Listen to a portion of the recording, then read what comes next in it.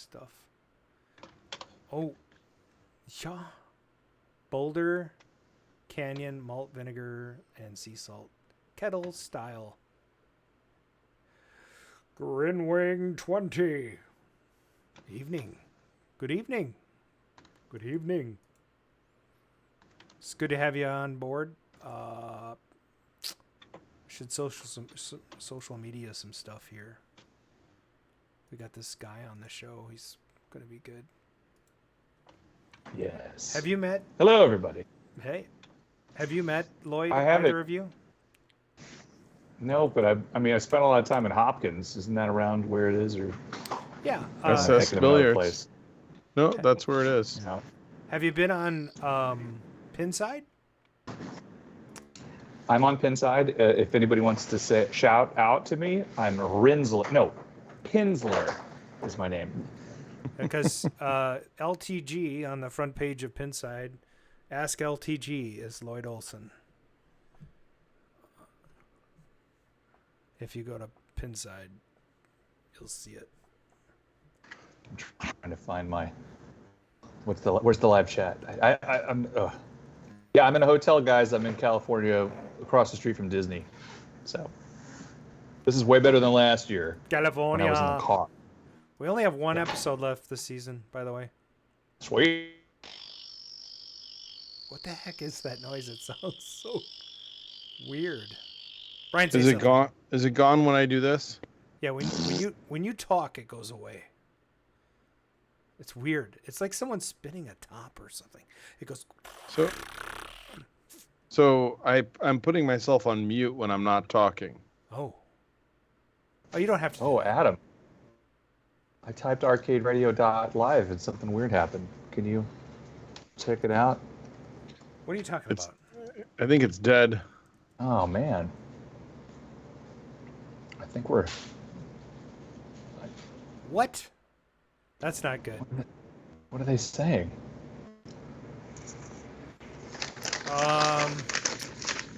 Okay.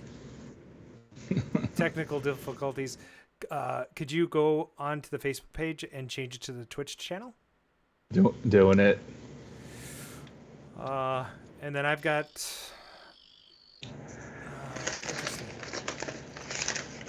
I'll see if I can get that fixed while we're chatting. Yeah, I know why it's not working.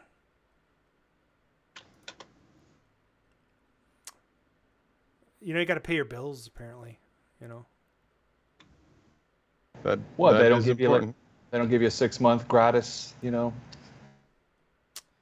No, it's silly. They should. You know. Looking for the edit button. Oh, I found it. Welcome to the chat, Brad. Hello, Bradley.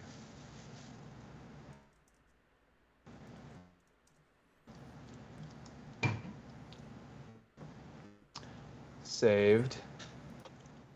All right. Technical. You know, Lloyd looks a little bit like older Jerry Seinfeld. I don't know. Maybe not. How's it going, Brian? What does Combo Breaker mean to you? It's just a big event down in Chicago. Oh, never heard of it. Combo Breaker. Fighting game event. Oh, that's right. I should know that. Sweet. Okay, now for the pop-up chat. Pop-up? Is it a pop-up or a pop-out? Pop out. Pop out. That's Papa umau. nice. Huh? Yeah. Tell me a story, Brian. A story. Yeah, I mean, you've been busy. You just got home. I've been just cutting people open. Yeah, didn't you have like an interesting situation up here like recently with saving a leg or something? I forget exactly. A tailless that popped out of a guy's foot we had to put back in. Hey. Was kind of hanging out on the side of his foot. That wasn't good. That's Bad not day good at for him. all. Chainsaw Massacre. Not so much. Well, this was a car accident rollover. So he dragged his tailless down the road a little bit, actually. Ugh. What kind of car? And is it going to be back on the road soon? I don't know. Yeah. Yeah. I don't think he's too worried about that. Oh. Literally, Yep. literally sanded part of his tailless off. Ugh. So, but yeah, there's been some crazy stuff lately. A lot of fun stuff though. Busy week, really busy week. I was getting home at like 9, 10 o'clock most nights. Did a ton of cases. That sounds terrible. It's a lot of work, but it's fun. I am home I got home at noon today. We went to the fair for 5 hours, and then I leave at 6 a.m. tomorrow for Duluth for 12 days. Nice. So Jabaruga asked if I was home. But it's been a little crazy. Huh. And I'm actually I'd home say- for a week and a half. What was your favorite surgery? We put together some guy's distal femur. So he broke his femur right above a prosthetic implant. And one of the surgeons out there and I tag teamed it. And it was just fun. It was very elegant. Like when it was done, we didn't use a ton of hardware, and it just looked really good. So Cool. yeah, it was fun. So What's the most complicated surgery you've ever done? most complicated pelvises are complicated Yeah. because Uh-huh. they're hard to line up again. Elvis. Yeah, because you can't see. You got to kind of look through windows at what you're doing.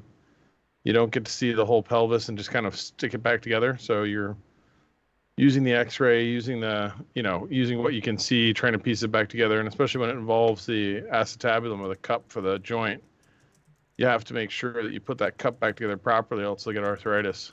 So, Oh man. that's a fun one. Do we tag each other by slapping each other's hands? No, we actually the funny thing is when there's two people that I operate with sometimes from time to time, and the OR staff actually has a lot of fun with it because we just sit there and berate and harass each other the entire surgery. Like, I mean, literally the entire surgery is like one of us saying to the other, can you drill a little faster so I can use that? I'm sitting here waiting for you. It's pretty funny. It's a really fun OR to be in. But we also, it's nice because we sit there and challenge each other to do it better. And so, we're both kind of criticizing each other and really honestly criticizing each other when we're doing it to make sure that things are done perfectly and questioning everything that happens as we go through. It's a lot of fun. So if you have the right people, if you have people that are thin-skinned, it doesn't work so well. Nice. Nah, You can only apply that to arcade repair. Like I can't have somebody sitting next to me while I'm. Well, no, I guess I could. It'd be beautiful. You just do this, like drill, screwdriver. I mean, like, so Susan, I was doing a home project once, and Susan said, what would happen if you did this in the hospital? You just leave your tools everywhere. I'm like, oh, well, that's what I do. Like, I literally get to put the tools down, and then someone else picks them up as I'm working on something. And it's bad enough that I hoard tools is what I call it. So I'll like hide stuff in front of me on the table so I can use it and I don't have to reach for it again. And the techs don't like that because then they don't know where it is when they need to hand it to you. So they're constantly reaching in front of me and grabbing the stuff back. And I'm trying to hide it better and better. So you get to know like where to hide stuff from certain techs and they get to know where you hide stuff. So it's this kind of game back and forth. But what's funny about it is when you get two surgeons working together and both surgeons hoard tools and then both surgeons are asking for stuff, the tech is just like going crazy. But it's a blast. I mean, it really is neat when you have a good tech because you say screwdriver You put your hand like this. You don't even look, and they take. Should see if I have something here. Like when they put it in your hand, it's like slapped into your hand. So your hand automatically grasps it. And the good techs, like if you're going to use something the other way, they'll slap it that way. And so however you get it is exactly how you're going to use it. Slap it. And it can make, so if you've got a good tech on the back table, I can do like a hip nail in exactly 9 to 11 minutes. If you've got a tech that's not very good, it takes 20 to 30 minutes. Crazy. Dang. So. Oh, Mark, I saw a TikTok of your van. Running. Yes. Which one? The one that went crazy viral? Well, I'm not sure. I was watching it, and it was, you were explaining that the original scene in Napoleon Dynamite, Kip was supposed to back over the Tupperware, and it wasn't supposed to break, and then he was supposed to say "cool," and then drive away. Right. So that had 2.1 million views in 3 days. I made about $100 in creator fund money. I also found that was the first take. They actually had a break. They went and took another piece of Tupperware, put plaster in it, and then planned another shoot later in the day. And they were able to drive over it. So I actually have the video of that where he delivers the line. I saw that one too. Yeah, it's just not as good as when it explodes unexpectedly. Yeah. No, that was hilarious. I thought that was so good. It is good. And what's funny is I've been telling people the whole time I had the van, I'm like, hey, this is the Uncle Rico van, and those are the original tires. And then I got a really good look, and I'm like, no, these aren't the original tires. I've been incorrect like for 12 years, so that's kind of weird. But that's all right. Nobody's ever been like, bullshit, But I mean, there are other indicators on the car that prove that it's the car. Oh my God, so many. But I'm always like, this is it, right? This is the real one, right? there's 4,000 data points on the car that match the one in the movie. There's no way that somebody went crazy and just reproduced it. Well, I mean, things happen. You gotta have tires, and especially when it sits around for almost a decade. Probably needs tires. So. Yeah, they got new tires. They tinted the windows. Is really the most dishonorable thing that happened. They took the ratty, curtains that were in it, removed them completely, so not even the hardware for them is there anymore. And tinted the windows. I know. I mean, one day, now that I have like a decent dryer for shrink tubing, I'm thinking that maybe I could use it also to take this, the stuff off the windows and then Wouldn't a heat gun just work? What's that? Sorry. Would a heat gun just work? Would that work? A heat gun, yeah. I mean, I think this is kind of a heat gun. I have like a handheld heat gun for my shrink tubing. Ah, it's awesome. If it was, I forgot to bring it here to Los Angeles. So yeah. What are you doing in Los Angeles? Samantha's birthday is tomorrow, and so we flew out here, and we're going to Disney World for 2 days. Land. Oh, I'm sorry. I do the same thing. Yeah. No, wait. I never make that mistake. No. Can't believe I should know better. Right. So Disneyland tomorrow is the first park, and then we can hop across parks and stuff like that. Oh, that's good. Yeah, so that's gonna be fun. Which resort? I'm actually at the Marriott across the street. So 4 minutes walk, and then we are at the park entrance. ArcadeRadio.live is working again. All right. Nice. You pay your bills? I paid my bill. It was on auto renew, and I got like 3 notices, like your previous card is not working. Oh. Yeah. And I'm like, yeah, I'll get to it. I clearly did not get to it. Right. Nick of time, renewal is what you. That's not even nick of time. That's like, oh, we're doing a show. The post nick of time. Yeah. How are the chatters tonight? The chatters. Yeah, it's a fun group in there. Yeah. Striker tools. Oh, that's it. I wonder if Christopher's. Oh yeah, definitely Christopher's in there.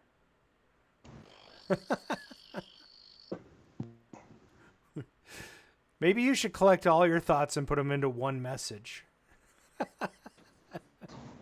No, I like it when they have just a 3-word chat and then you have to find the next one and then. That's like when you're on Who is? Teams at work and also just bing, bing, bing, bing, I bing, love bing, Teams. bing, bing, bing, Oh. Oh, I bing. mute that stuff. Yeah. Do you have a multi-chat that you have to use at your Oh, yeah. job?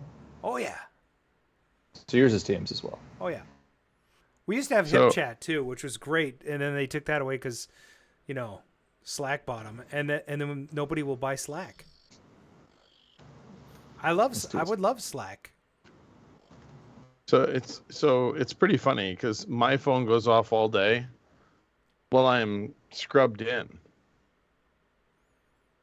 Whoop! Did I lose you guys? No, you're here. No, Oh, like so how Adam do you Frozen. see what it says? Well, so I've got all these custom sounds. They're all arcade sounds that I can tell what's happening on my phone. I can tell the nurse like, "Oh, you need to check that," or "No, oh, forget it. Don't worry about it."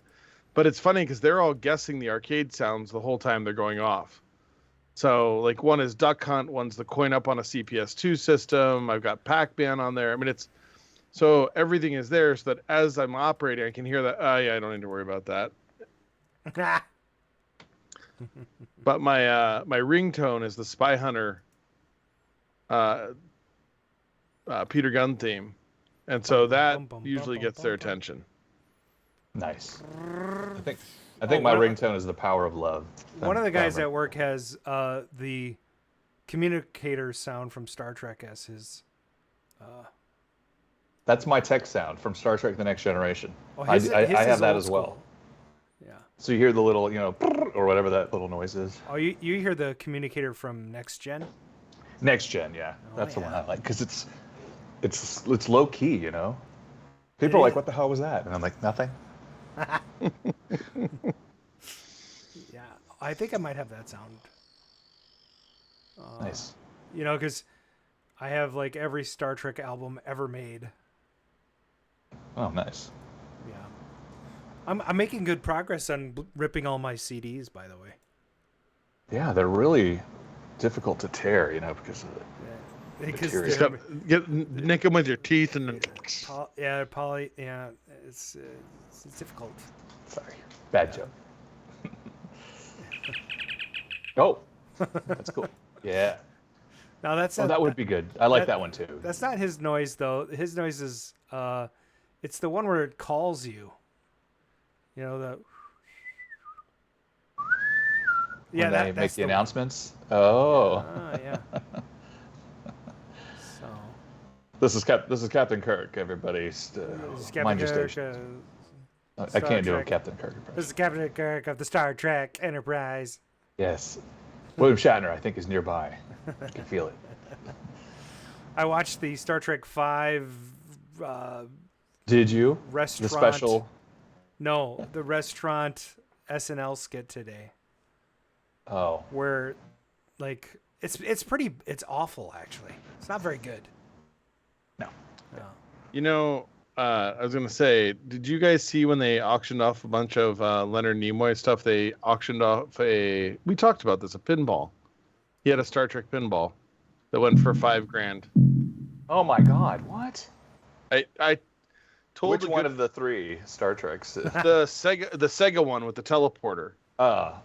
Yes. I mean, I told a friend of mine about it who's like a huge Trekkie, and I figured like there's no way he wasn't gonna bid on it, so I didn't even watch it.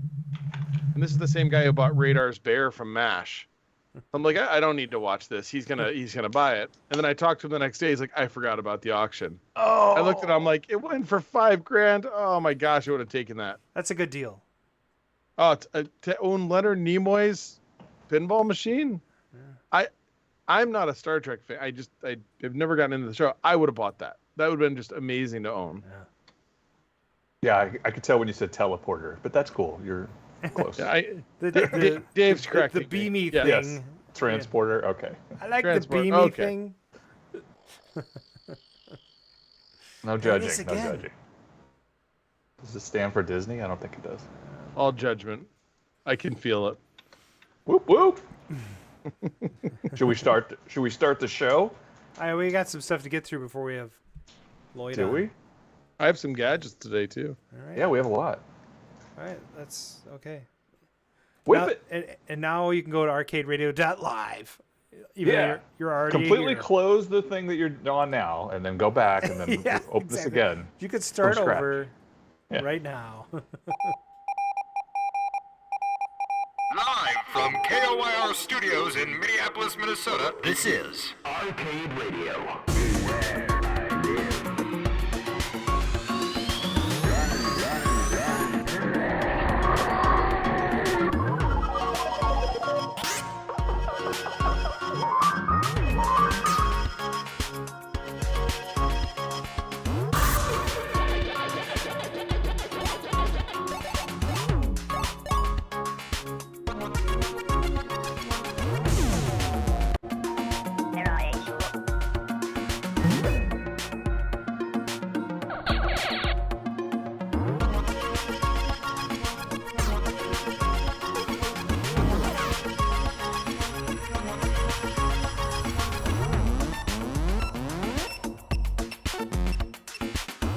Shit.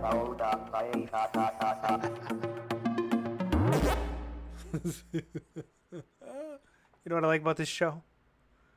We're professionals. That's what I like. Hey, how you guys doing?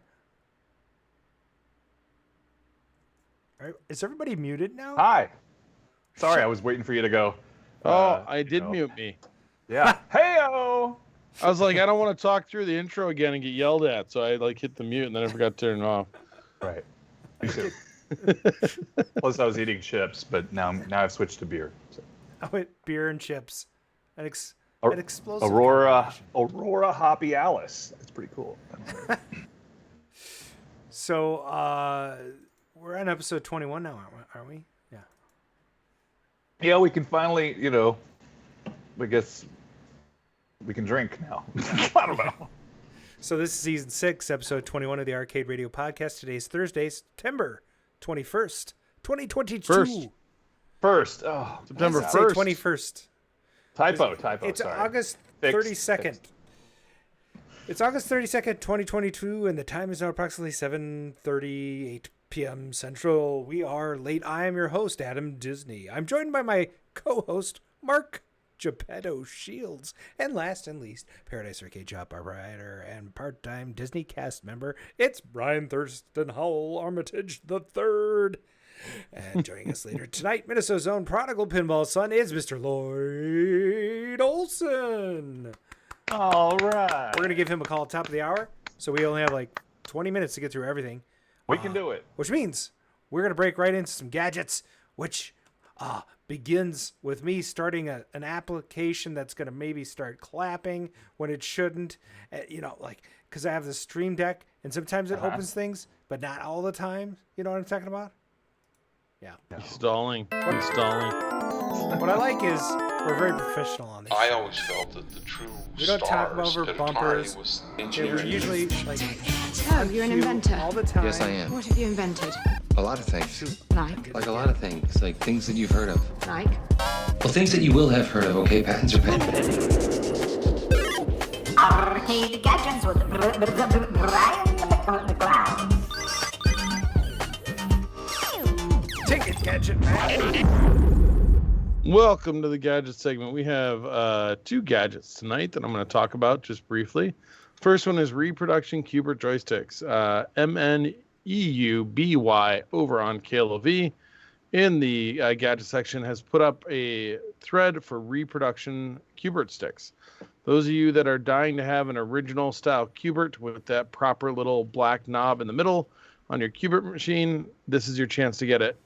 He's doing a limited run of these. From what I could see, all that wasn't detailed in the thread. These are going to be a resin poured joystick, not a plastic molded joystick, but actual resin pour. So head on over to KLOV, check that out in the forums. I believe he's charging $100 a piece. And is resin equal to the originals or better? So this is actually great question.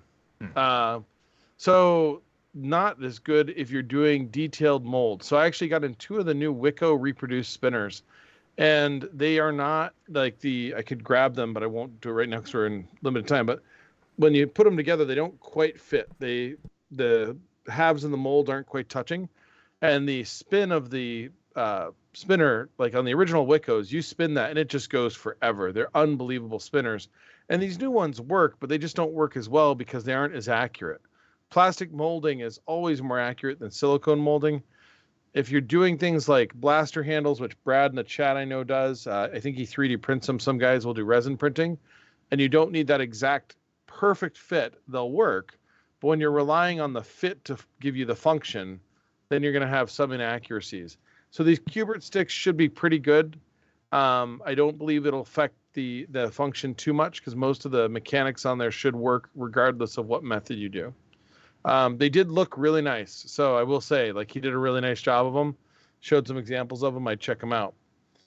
Nice. So, Tubin marquee motors, kind of a little odd project. So if anybody needs these, interesting little thread, Dr. Curtis over on KLOV.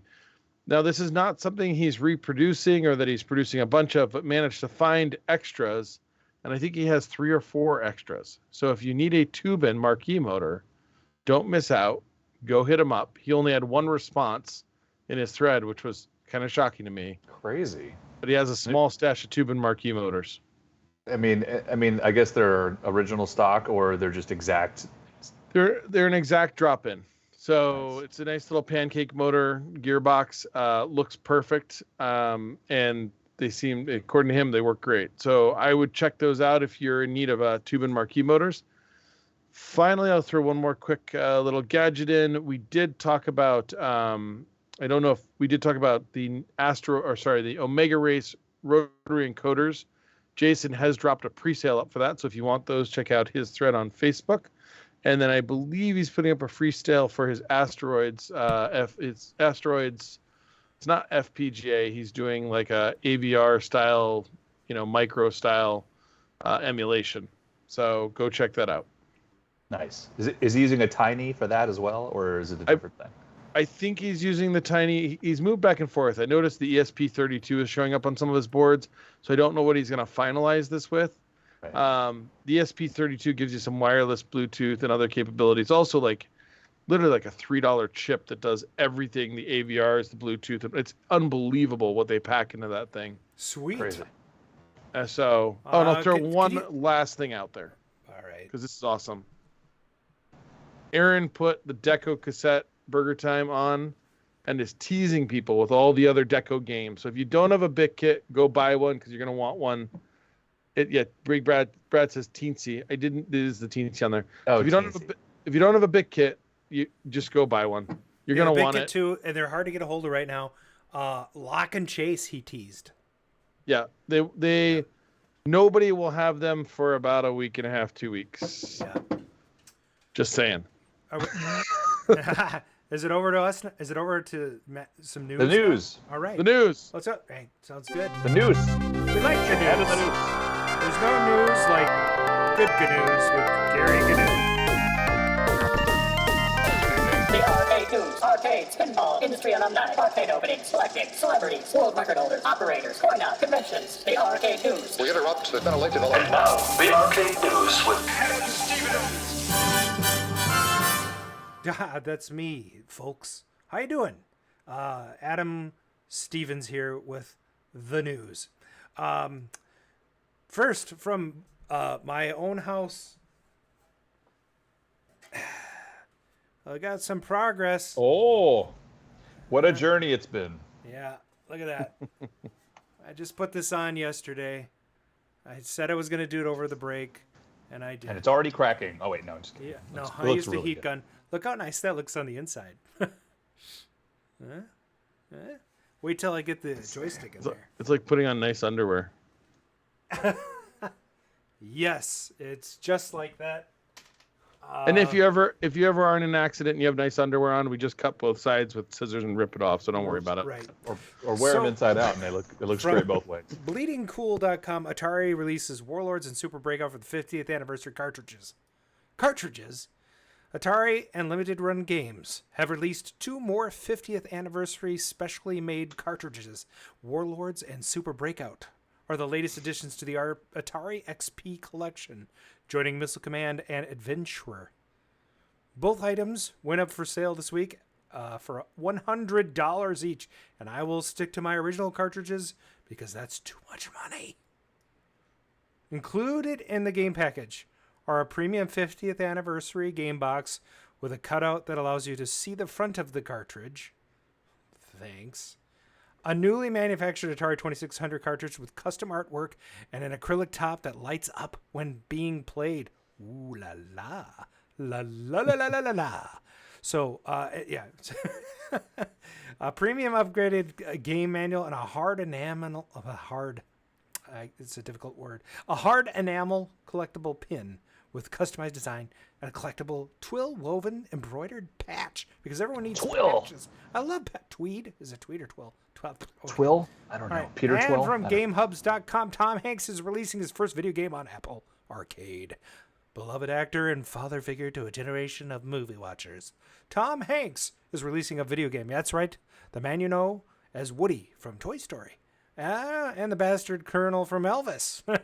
Friend of Wilson the volleyball from Castaway. And Forrest Gump himself will debut Hanks 101 Trivia on the Apple Arcade subscription service September 2, 2022. This is not the first release that he's had with Apple. Do you know what the first one was? Either of you? No. For iOS, there was a Tom Hanks typewriter. Oh my gosh. Oh, that's the third paragraph. Oh, okay. It was a novelty typewriter app that shared his love for the analog writing machines. There you go. Interesting. Yeah, I downloaded it. I don't even know if it cost anything. It might have been free. I mean, do you get to keep the things you type on, or So is Hanks there 101 liquid Trivia paper, is or? naturally a general knowledge trivia game that spans a variety of categories, including math, geography, food, and all that fun stuff. It also features a single-player component with a high-score challenge, as well as a head-to-head and team-based multiplayer mode. It's being developed by Blue Line Studios in partnership with, of course, Tom Hanks. Blue Line is staffed with several former Electronics Arts and Zynga employees, and Hanks 101 Trivia is the company's first title. So it sounds, depending on the number of questions, it could be fun. I always find trivia games fun at first until you've been through them a couple times, and then you're like, I know all the answers, or you forget the same answer every time you play. Oh, yeah. So one of those two things happens. So I think we're just about ready for what's in the juke. Back in '82, I used to be able to throw a pigskin a quarter mile. Back to the cave with Time Runner. Why are things so heavy in the future? Is there a problem with the Earth's gravitational pull? We're going to jump right in and ask Adam the question. Oh, no, we're not. Whoa. We can't ask that. I'm not ready. Whoa. What's in the juke? This is the round Q button.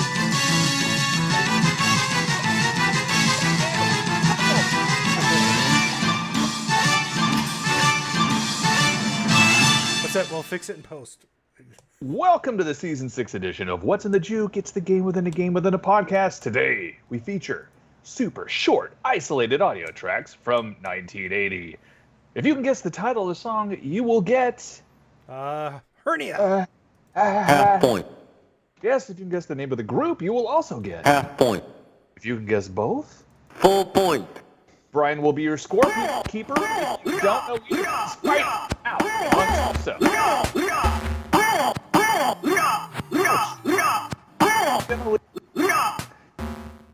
Now that the fighting is over, let's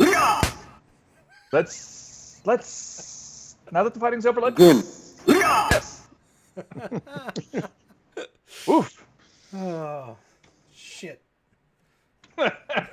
What? Are you okay? No, I'm not okay. This is like you threw me for a loop. I wasn't ready yet. I don't have. Like I started we're this show like 2 minutes late. This is what happens when you're in California. Everything happens faster. Well, while we're waiting for Adam to cue up the songs for today's episode of Nonsense, why don't you tell me what you've been working on this week?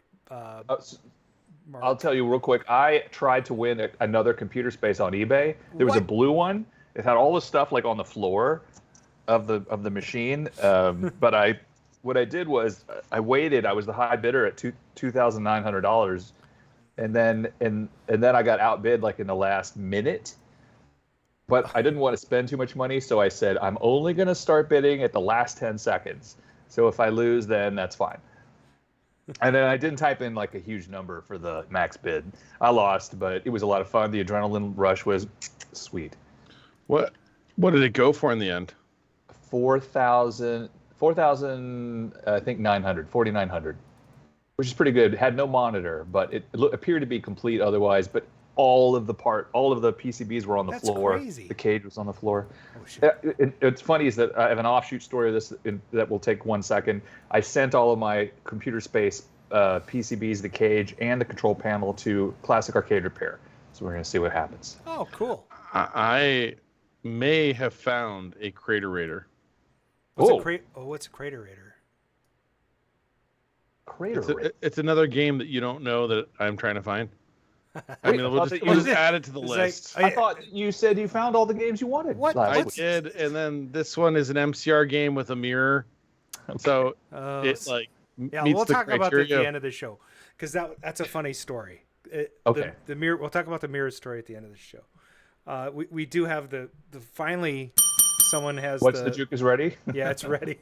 We don't need to stall anymore. What's that? Are you sure? Yeah, I'm ready to go? We're ready. Good. Okay, here comes your first track, Chatters. Just you wait and see. I knew I was gonna like this one. I write to him every day. Do you? Like where? On Twitter? No, he's actually active on Facebook, believe it or not. Which wow. kind of fits because it's this guy. Oh, Joe Drosen with the artist Crisscross. Nice. He's got Joe Drosen with the name. Nicely done. Yeah, good. So you got a half point for both. Full point. Full point. Full point for who? Point. Joe Drosen got the whole thing. He's he obviously did? got the East flag. Oh, nice. Smackdown. Next track. Break your mama's back. Jesus Christ, that's loud. Wait, I know that guy. I mean, is that an instruction? I'm not sure what's happening. Oh my god. Oh, we got it. Grinwing with Devo. Oh, he used a racial slur. I like last week's theme of weird oh noises. Yeah, I'm to give Grinwing a full point for Devo and Whip It. Nice. There's one like that. The others are pretty good. Smackdown. 1980. All right, here we go. Boy, you turn me. Oh, these are really good quality today. Yeah. I have to turn them down a little. They're just so loud. Boy, you turn me. You can hear her breathe. Yeah. Oh, here we go. Oh. Nope. Whoop. Whoop. It's a different direction. Nope. Oh, no. Ah. Error. Oh. Mike Page upside down. Half point. Oh, we got the Half point. The name. Did somebody get the artist finally? Nobody with the artist yet. That one girl. Boy, you turn me. Everybody's Googling now.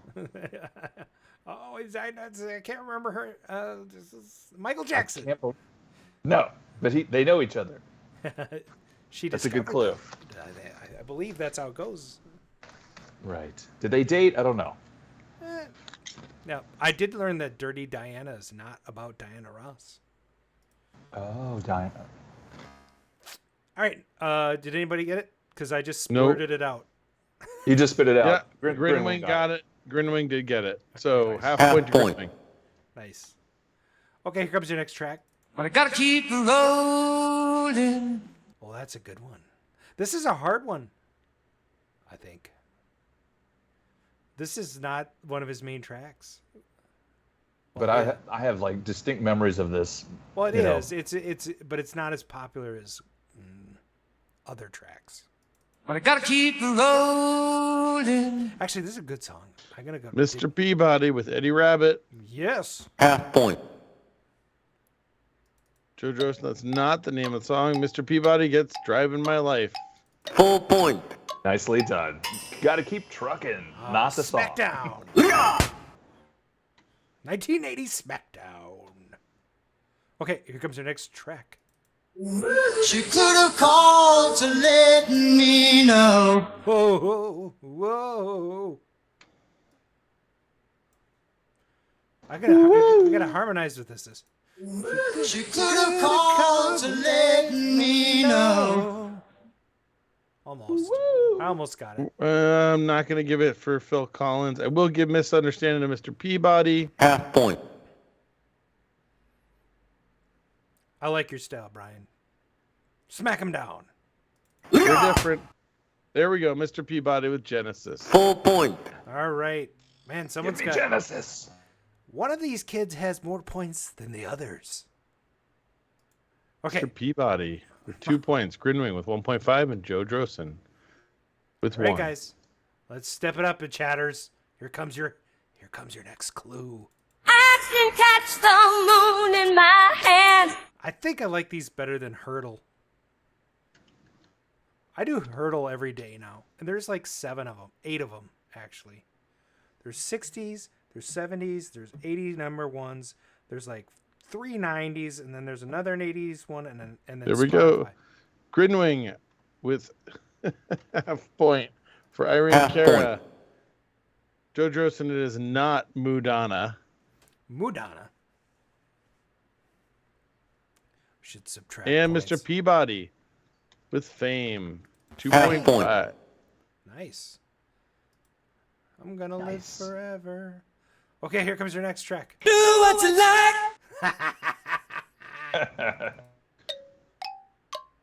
Do what you like. Oh my gosh, this is such a good track. It's on a new box set entitled. Mm-hmm. I don't know if I should. Oh. Grinwing with Kenny Loggins. Half point.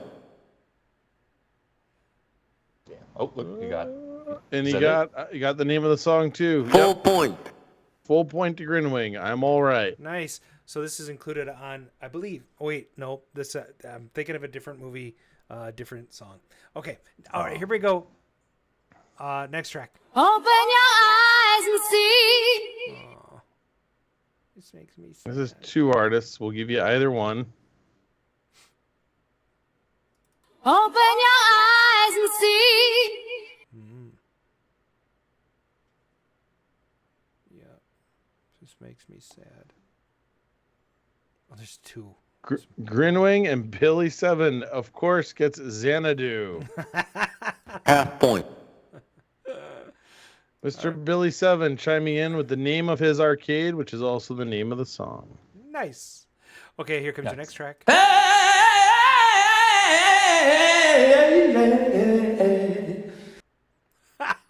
There you go. That was See? awesome. I mean, you could rip his vocal out of anything, and it'd be awesome. You hopped. I think you hopped over. one. Grinwing with Queen. I did. I didn't want to play it back to back. Ah, okay. Smart. Half point. His arcade is the bomb. And Grinwing gets full point for another one bites the dust. Queen. Nice. I'll be gone. Whoops. Oop. We have one left. Okay. Here we go. I'll be guiding you. There just aren't that many vocalists that have that great tonal quality that she does. Right. Joe Drosen picks it up with Olivia Newton-John. Grinwing picks it up with Magic. Half point. For both those guys. That was Whoa. nice work. The final score, putting Grinwing at 5 points, dominating the field today. Mr. Peabody in second place with 2.5, and Joe Drosen pulling up third place with 1.5. We're going to have honorable mention to Mike Page and Billy 7 for a half point each. Nicely Nice. done, gentlemen. And I did Yeah. All right. quick shout out to Mr. Billy Seven had a party at his house on Saturday that I missed. His So did I. arcade's name is Xanadu, and he was courteous enough to invite a bunch of people over. He has an amazing collection of a lot of people seek rare machines and expensive machines, and he has collected just a set of he's curated a collection, is the best way of putting it. And it's a fascinating collection. So if you're ever in Minnesota and you can sweet talk him into letting him, getting him to show you his arcade, it is truly one of the better curated collections around. You'll see a well put together set of games. And by far one of the coolest spaces for a home arcade, I think. He built it. So yeah. Amazing build. So I told Lloyd we'd call him around 8 o'clock. It's around 8 o'clock. Do we want to play the voicemail before? It's 90 seconds long, so whatever you want to do. All right, let's do it. Let's play play the voicemail. God. Should I not play the voicemail? No, what? Who? What? I have no idea what this... Right. I just know how long it is. Thank you for calling 612-548-GAME. This is Arcade Radio. Please leave your message after the tone. Hey everybody, it's your buddy, Bob Zarzadek, control panel expert and technician. Hey, I'm joined today with my girlfriend here, Yara. She's on today's call. Hello everybody, I am Yara, and I love Bobby Z. Oh man, that's real sweet, honey pie. Oh, the best for you, my sugar blossom baby. Oh, whoa, baby, let's not overshare, okay? Now, where was I? Yara and I, they're visiting Disneyland today for the first time ever. She's especially interested in the Snow White rides. Bobby, is there jewels in the rides we can mine while we wait? No, honey, the rides are just for entertainment, you know. Prospecting is probably against the rules. Oh, yet. I'm hoping to save for a new washer-dryer. Oh, yeah, honey, that's cool. I can probably help you out with that, but, so guys, we're doing the parks. I heard one of you's gonna be there. Is that right? Maybe we'll run into each other and we can do a dual phone call then. That'd be super sweet. Is your friend ugly, Bobby? I don't like the ugly ones. No, hang on, honey. Okay. Hey, so, I heard that you guys got the Secret Service on the show tonight. Hey, kudos to you fellas for all that you do. And next time I'm in town, I'll have to check out those Secret Service billiards and see what that's all about. Hey, what do? You like defend people when they're in there? It sounds awesome, okay? Okay, I think I've worn out my telephone welcome, so I'm going to let you go. You guys have a great interview. Bobby, let us go now. Come on, baby. Okay, lady. Okay. All right. Zarzadek out. What accent is that? I'm doing. Ruskrain? I don't know. It's very nice. We have to call somebody. Yes, let's do that. All right, let's see. There's a phone dialer here. That's gonna hang up if I do that. Let's do it this way. On this call, plus add this call, and then dial this number, which I dialed earlier. So I know it works. We're actually gonna call Lloyd up right now on his super secret. There's that chatter. I heard it. It sounds like a cricket. It's coming from Brian's machine, though. I don't think it's coming from my machine. I do believe it is. It goes away when you talk. Oh, wait, there it is again. It went away when Mark talked. Maybe it's me. See? Maybe it's me. Oh. Maybe it's feedback. Okay, let's call this number. All right, here we go.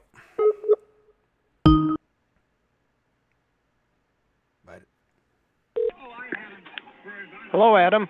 Well, hello there. Is everybody else on this call, or do I have to mute? Mark, are you in here? I think I have to join you to the call. Hang on a second. Hanging on. All right. Okay, more. Hold call. All right. Translate this call. I want to translate it. Add participant. Well, that didn't work.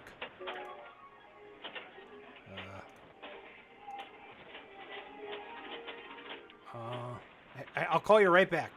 Okay. All right. Oh. Hey, what happened? Oh, here we go. Hey, you're back. There you are. I tried to add him in here, and it did not work. It just put called us on hold, I think. Yeah. So I have to try again. 952. Okay. Okay. Yeah. So We were locked up. Yeah, that was bizarro. what happened? Did my face just freeze? No, you disappeared. Yeah, and then there was an arcade radio logo where you were. So we were like, hello? Must have been.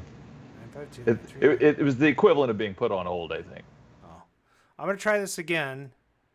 And then if it doesn't work, I'm going to have him call us, which I don't know what my Skype number is. So that should be fun because I haven't looked at it in a while. All right, here we go. All right.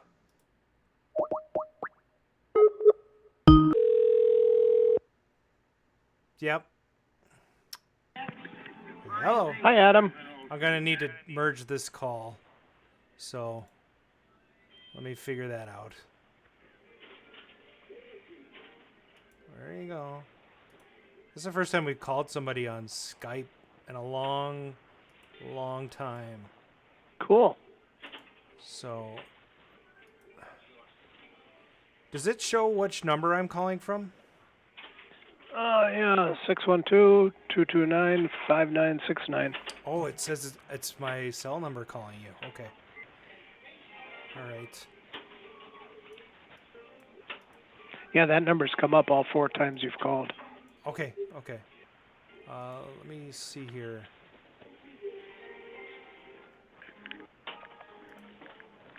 If I merge.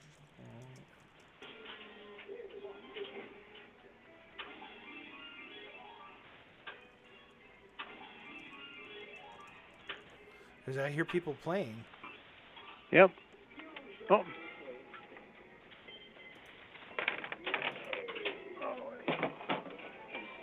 Sorry, I can't go down there.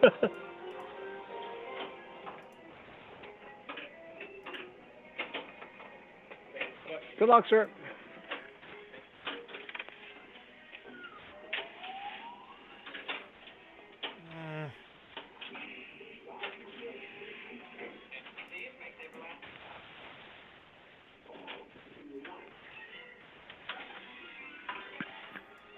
Okay, this is bizarre. I added you to the call.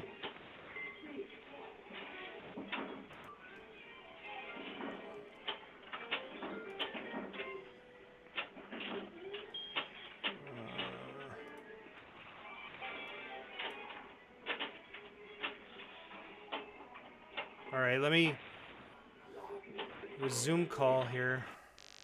No, Susan and I went. Tyler started school. Oh, interesting. Oh, Adam's back. Yeah. Hello, welcome back. I don't think Lloyd's here. I see only. Oh, let me see. I see 3 of 3 in call.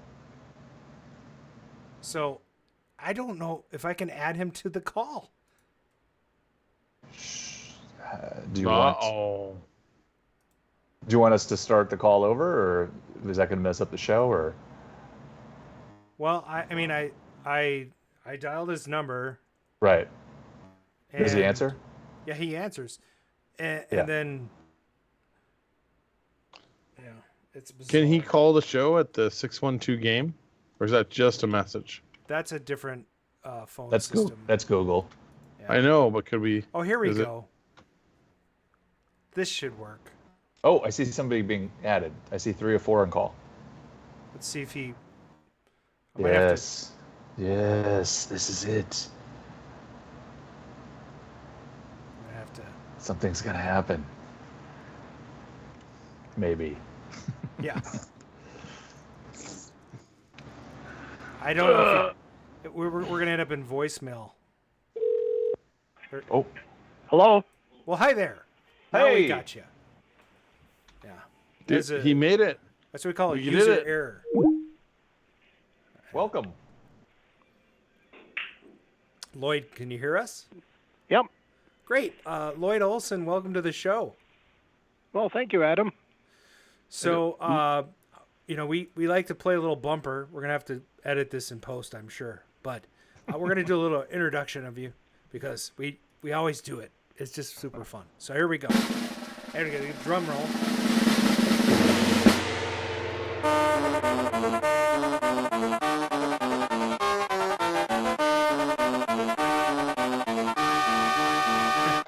Yeah, it's been a show of technical difficulties tonight. Welcome to the show, Lloyd Olsen from SS Billiards in Hopkins, Minnesota. It's good to have you on board. And why don't we jump right in? Lloyd, introduce yourself and then tell us a little bit about how you ended up with SS Billiards. Well, my name's Lloyd Olsen. Right about 50 years ago, coming up on Labor Day, that was the last year I worked for my father. He ran a shooting range at the state fair. And the following Sunday, there was an ad in the newspaper for SS Billiards for sale. It had been open from November of 1970 when the strip mall was opened up. So my mother had called the Sam Snelling that was opened it and had it for sale. So we drove out, looked it over. Looked pretty good, and the rest is pretty much history. My mother bought it with my help, and good luck.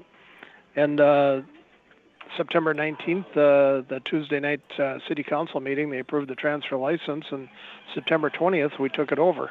September 20th, 1972. Yep. So this is your 50th anniversary. Yep. 50th anniversary party this year. And it's my 50th anniversary. I turned 50 on Sunday. And it's Atari's 50th anniversary.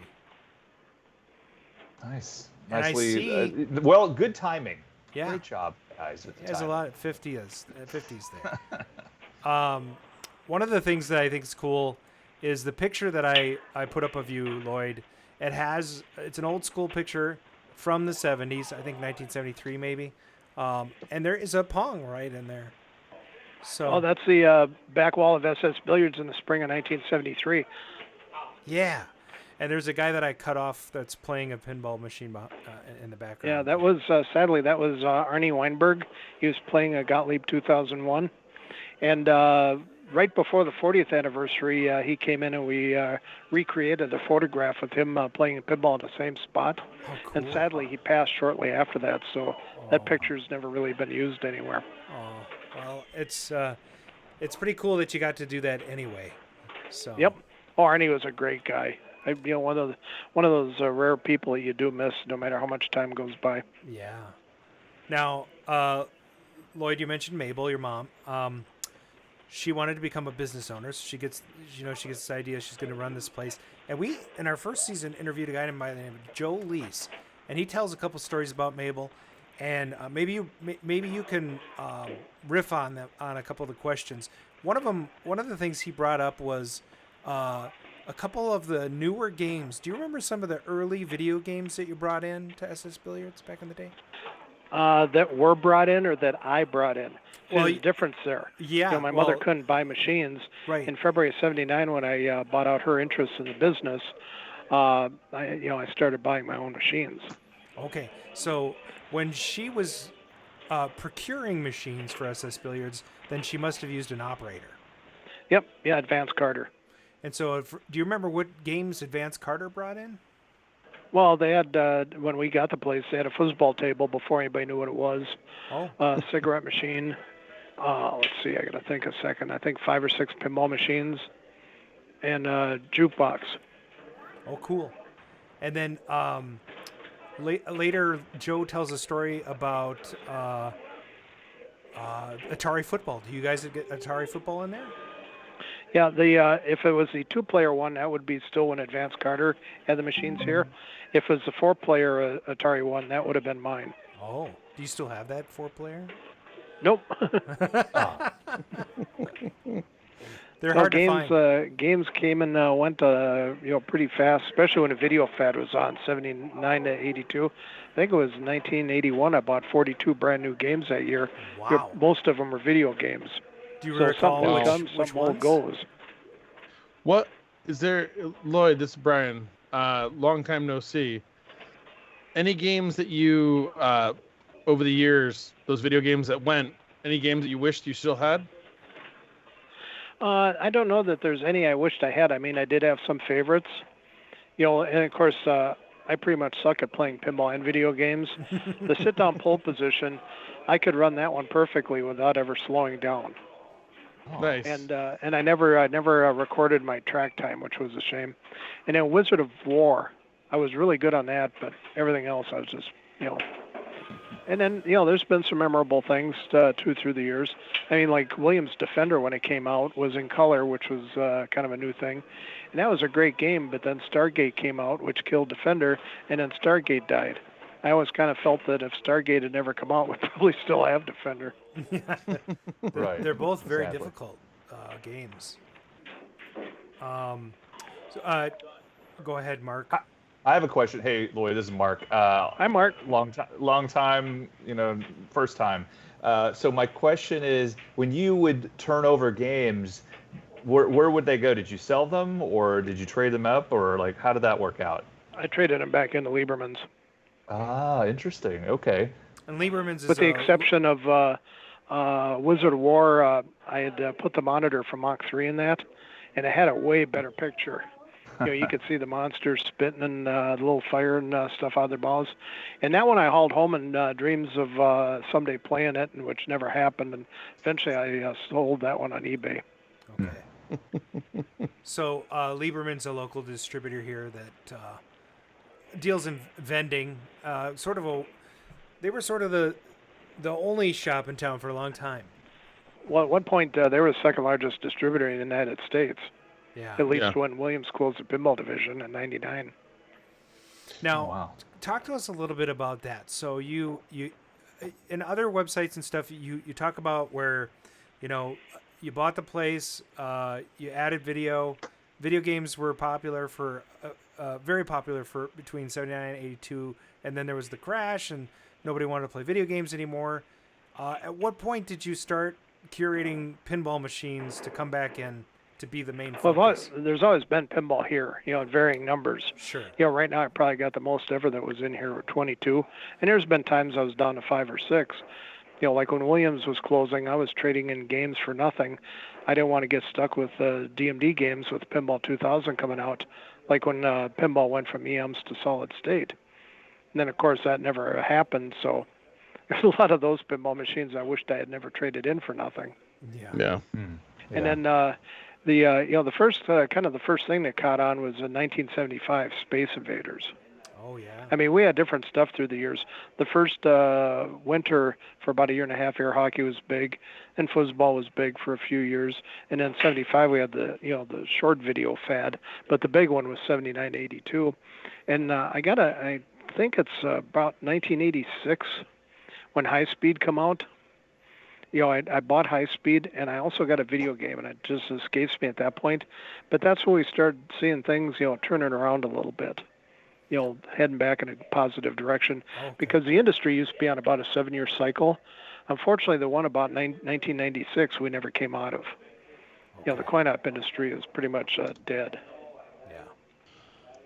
So, what is the current lineup of pinball you have today? Well, I've got, let's see. The first brand new machine I ever bought, February '79, Gottlieb Pinball Pool, Taxi, Whodunit, the original Medieval Madness, because that has got a personality that people love. I've got an Adams Gold, Wizard of Oz, Sample Twilight Zone, Walking Dead, Pro, AC/DC Lucy Vault from the 2018 run. Nice. I've got an original Big Bang Bar. Let's see, what the hell's... I got a Stern Pirates of the Caribbean, one of the first 12 with the red compass insert in front of the flippers. I've got a Break Shot. And then going that way, Willy Wonka. And then now the front row is being taken over by Chicago Gaming. I've got Cactus Canyon, Monster Bash, Attack from Mars, Medieval Madness. And then over on the other wall, I've got Dialed In, Hobbit, Guns N' Roses, Pirates of the Caribbean, and then Doctor Who. Nice. What's your favorite one to play now? That's here? Yeah. Probably Attack from Mars. Those little Martians hopping up and down. When they showed the original one at the industry show in Chicago in fall or whenever, everybody was all excited about the little Martians hopping up and down. I think it was Don Watson designed them. And now for the remake, Don Watson also designed the topper for that game. The big Martian hopping up and down.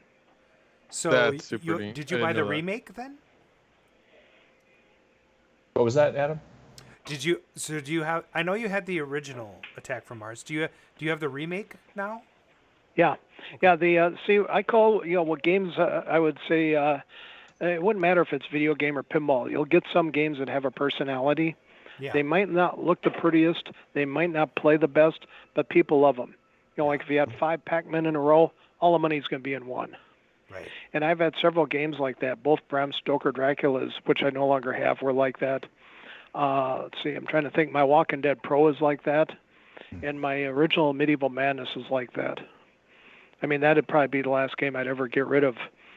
Doug Dubo of Chicago Gaming told me when I got the Medieval Madness remake, I could sell the original one. And, I'm not going to go through the details with Doug, but, like I said, that original Medieval Madness probably be the last game out of here. People love it. People are playing it when I created it new here. Yeah. Yeah. So Lloyd SS is where I actually got to play the medievals next to each other. And you can't, I couldn't put my finger on it. I'm not a good enough pinball player to put my finger on it, but there was a difference between the two. Although at the time I ended up with a remake because I didn't have the money to cough up for an original. When you get an original too, it might not play like my original. That's true. I've got some playfield wear again. I did have the playfield touched up and clear coated by Bill Davis, 12, 13 years ago. And I had a different Medieval Madness, and it was hardly doing anything in the cash box. And innocently, one of my players said, well, gee, Lloyd, your Medieval Madness played so much better. And, of course, I'm thinking, hell, I would have run it down to bare wood. That thing comes back touched up and clear coated. It ain't going to play the same. Well, as soon as it was back on the line, cash went back up on it. Boom, got rid of the other one, and that's been reassembled in here ever since. Like I say, crazy. It's got some playfield wear and stuff. It's got some issues, but people love that damn game. Well, let's talk a little bit about Pinball Circus. The game or my events? Your events. Well, originally, they grew out of the Goose Parties.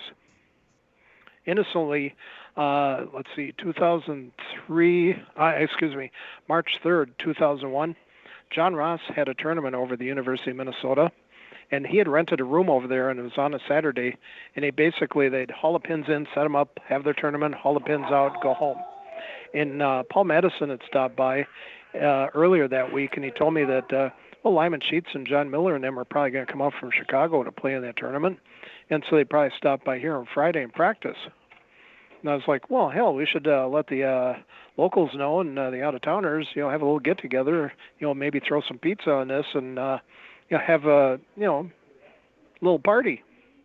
Nice. And I had bugs printed up. That turned into the first Launch Those Geese pinball party. And I ended up with probably well over 300 people through here. That's pretty and cool. I was trying not to stomp on John's tournament. I mean, I had sign-up sheets here. I had posters up here for him and stuff. And that's when I got thinking, well, hell, I could do parties. And subsequently, the Goose parties continued until on Rec Games Pinball I was getting a lot of crap for calling them parties when they're on, then they were on coin play. Oh, okay. And I thought, well, hell, because most of the parties is, break even or, probably lose a little bit. And I thought, geez, I don't have to, go to all this work, lose money, and then get shit besides. So I canceled that Goose party. And then Martin Ive from Pinball News and Steve Stabota from California, they'd already bought the airplane tickets. And at that time, I think it cost you like a couple $100 to cancel your ticket. Oh. So I thought, well, hell, I can't possibly lose much more money than I am now. I'll have a free event. So that Goose party became a free event. The only thing was it was for customers, people that come in here. It wasn't for the freeloaders. Oh, and yeah. It was a blast. It was just like the first Goose party. I mean, tournaments, had the games on free play, had pizza, dropped off occasionally. I mean, it was fun. And so then about 6 weeks later, I ran another free party, another Goose party. And by the end of that party, I had people bitching. Oh, no. I mean, geez, who's going to give you hot dogs and pop and pizza, free pinball, a tournament where you win money, and no charge? Everything's free. And that's why I thought, well, if I got to put up with this crap, I'm going to start charging. Well, that became the Pinball Circus, which started out as a one-day event. Sure. And I don't even remember what the cover charge was back then. And then I probably had maybe it was spring and fall, and I maybe had 2 or 3 of them that I went to a 2-day event, because it used to be on Friday night when I'd set up for an event. There'd be half a dozen people that show up and help me set up, and then we'd go over and have breakfast about 3 in the morning, and I'd be back here at 8 o'clock the next morning to get the party rolling. And it just got down to it was just me setting it up. So that's when the Pinball Circus became a 2-day event. So I didn't have to tear it down Saturday night and make the place look normal on Sunday. This way, closing at 10 on Sunday earlier, well, I could half tear it down and then come in early Monday morning and finish tearing it down. Sure. And then the Pinball Circus originally was $25 for the 2 days. But there was a time when the economy went bad. I reduced it to either 15 or 10, but then also, anybody that had hardships, now not the deadbeats, but I mean, if somebody had their hours cut, their salary cut, whatever going on, I tell people, just let me know when you come in. Nobody else is going to know. I left people in here for free. I left them people in for cheaper. I didn't want any of the decent people, losing out just because of the economy going to hell. Yeah. Right. Yeah. And then the pinball picnics grew out of that. Jim Stoddard had mentioned to me that, it's all fine and dandy, but, some guys got pride. They might not say anything. So that one summer, I think it was, I'm not sure, I'd have to do some digging, but I started on the first Sunday of the month, I started having a pinball picnic. The front row at that time was Stern pinball machines, and I'd put 4 of them on free play at 4 o'clock. At 6 o'clock, I had 10 slabs of Famous Dave ribs dropped off. And at 7 o'clock on those 4 games, I had a tournament for $100. So that way, you could come in, you could play pinball, you could have some ribs, you could play a tournament, you could go home, nobody knows you're working or not. and that was a blast until by fall, and then the freeloaders got into it, and that pretty well killed that event. The freeloaders. So, Pinball Circus lasted for how long? Until I think it was 8 years ago. It was right before we did the refresh. That Sunday when I tore down, the next day was when we hauled everything out of here, put the new floor in. And I think it was 8 years ago. Might be 9, but at least 8 years ago. Now, all my events I've canceled. They're gone for forever. But the Pinball Circus is more or less on hiatus. At some point it may come back. It might be, it'll be the same name, same website, things like that. But it might be different. It might be, coin drop instead of a cover charge. It might be a one-day event. I mean, I don't think about it now because we got so many barcades and everything running their little leagues and tournaments and launch parties. There isn't enough people to go around. Yeah. After I had reopened, I was going to do the next Pinball Circus. I would have been a spring one. In the fall one, I had 17 extra games brought in here by people who wanted to support the event. The next one, I didn't have any games coming in. Okay. I mean, it's just, people got burned out. There just ain't enough to go around. So, like I say, I canceled that circus, and it's kind of on hiatus right now. It'll more likely come back at some point. I just haven't thought about when. Okay. Well, that's cool. Now, the last time I visited was probably about 8 years ago with kids, and they're all grown up. But I think I might bring them back just to check it out because we used to go there regularly in our 20s and 30s and hang out after we would go to Big Ten and have sandwiches. So, but I heard that's gone too now, right? Yeah, now it's called the Bales. Okay. Yeah, Big Ten had a lot of great food. The Bales, I have not eaten up there. The early reviews weren't that hot. May be better now. I just don't know. Sure. And then I'm here 12 hours a day, so it's kind of hard to go investigate other places. And for those of you that don't know, John Ross, who was mentioned, who sort of helped inspire these parties, he's a local restoration pinball guy in Minnesota. Pretty well known. I think that's all he's doing now is house calls. Yeah, the last Pinball Circus I ran, he brought in a AC/DC Lucy Premium from the 2012 run. And then, of course, that got stuck out in the container with everything else for 3 weeks. And, when we brought back in, he told me I'd go ahead and use it for a month and a half. And that game did damn good. And I mean, I always get accused of not listening, not thinking outside the box, et cetera, et cetera, et cetera.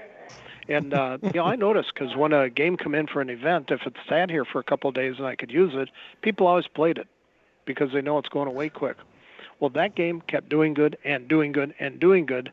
So when the Attack from Mars, the original one, became sellable, I was keeping an eye on it. My hit list of games I was considering, an AC/DC Lucy Vault was the top of that list. And a lot of people don't care that much about the 2012 run AC/DC Lucy, but the Vault edition people love.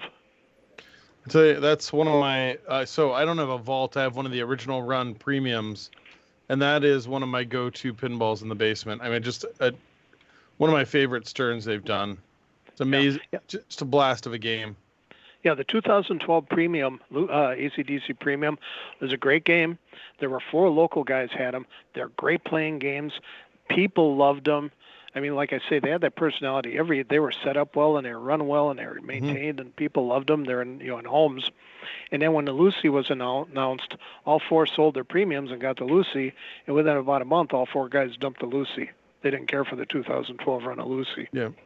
I've stuck with I was lucky enough. My father actually picked it up as a graduation from residency present for me, and that moved into my house. And it has not. I mean, it is just that original run really was special, and I've enjoyed every minute of it. The only problem I have is the darn window is fogging a little bit, but Yeah, and that's one thing with the Vault Edition. That's a big piece of plastic that's screwed down. Yep. So, worst case scenario, you can just lay it down as a pattern and cut yourself a new one.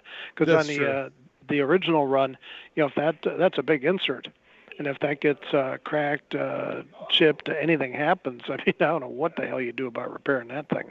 Yeah, well, and that's the problem. Like, I have that original run, so it's not a screw down. I believe it's pressed in, right? It's literally it's a big insert and then clear coated over it. Oh wow. And then some of those now, I don't know if all of them, but I've heard time again too that some of them were kind of foggy or cloudy from the get-go. It wasn't something that you could clean. Yeah, I think there's I've seen some people polish them, but and this kind of plays into something. Lloyd, you've had. I mean, we're talking about SS Billiards, but one of the things you're most recognized for is your just amazing wealth of knowledge that you've shared with the community over the years, and I've the been pinball blowing community. up stuff for 64 years. Yeah. I mean, it's just so. I mean, to the point where you had your own Ask Lloyd on Pinside, right? I mean, it's that kind of started as a gag. Robin approached me about that, and wanted me to submit a few things to him. And one of them I was because it was supposed to be more like a Dear Abby, not actually for help.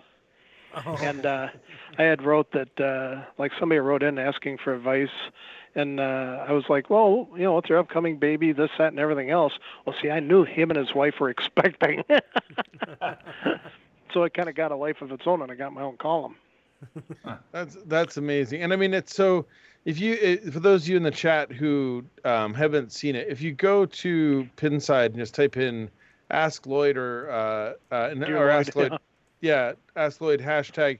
I mean, it's the people just truly appreciate all the help you've given over the years. I mean, I won't get into the politics of some of the stuff that's posted about some of the pinball manufacturers, but clearly people are stand behind you and the help you've given them. So, I mean, thank you. Yeah, that can be both good and bad. I had a joke recently, kind of backfired, but and the Dear Lloyd too. That's and again, like the Rec Games Pinball Archives, as long as they're out there, it's a wealth of information because I had in excess of 50,000 posts there, and I got like 78,000 now on Pinside, and long after I'm gone, people are going to be able to research this stuff for help.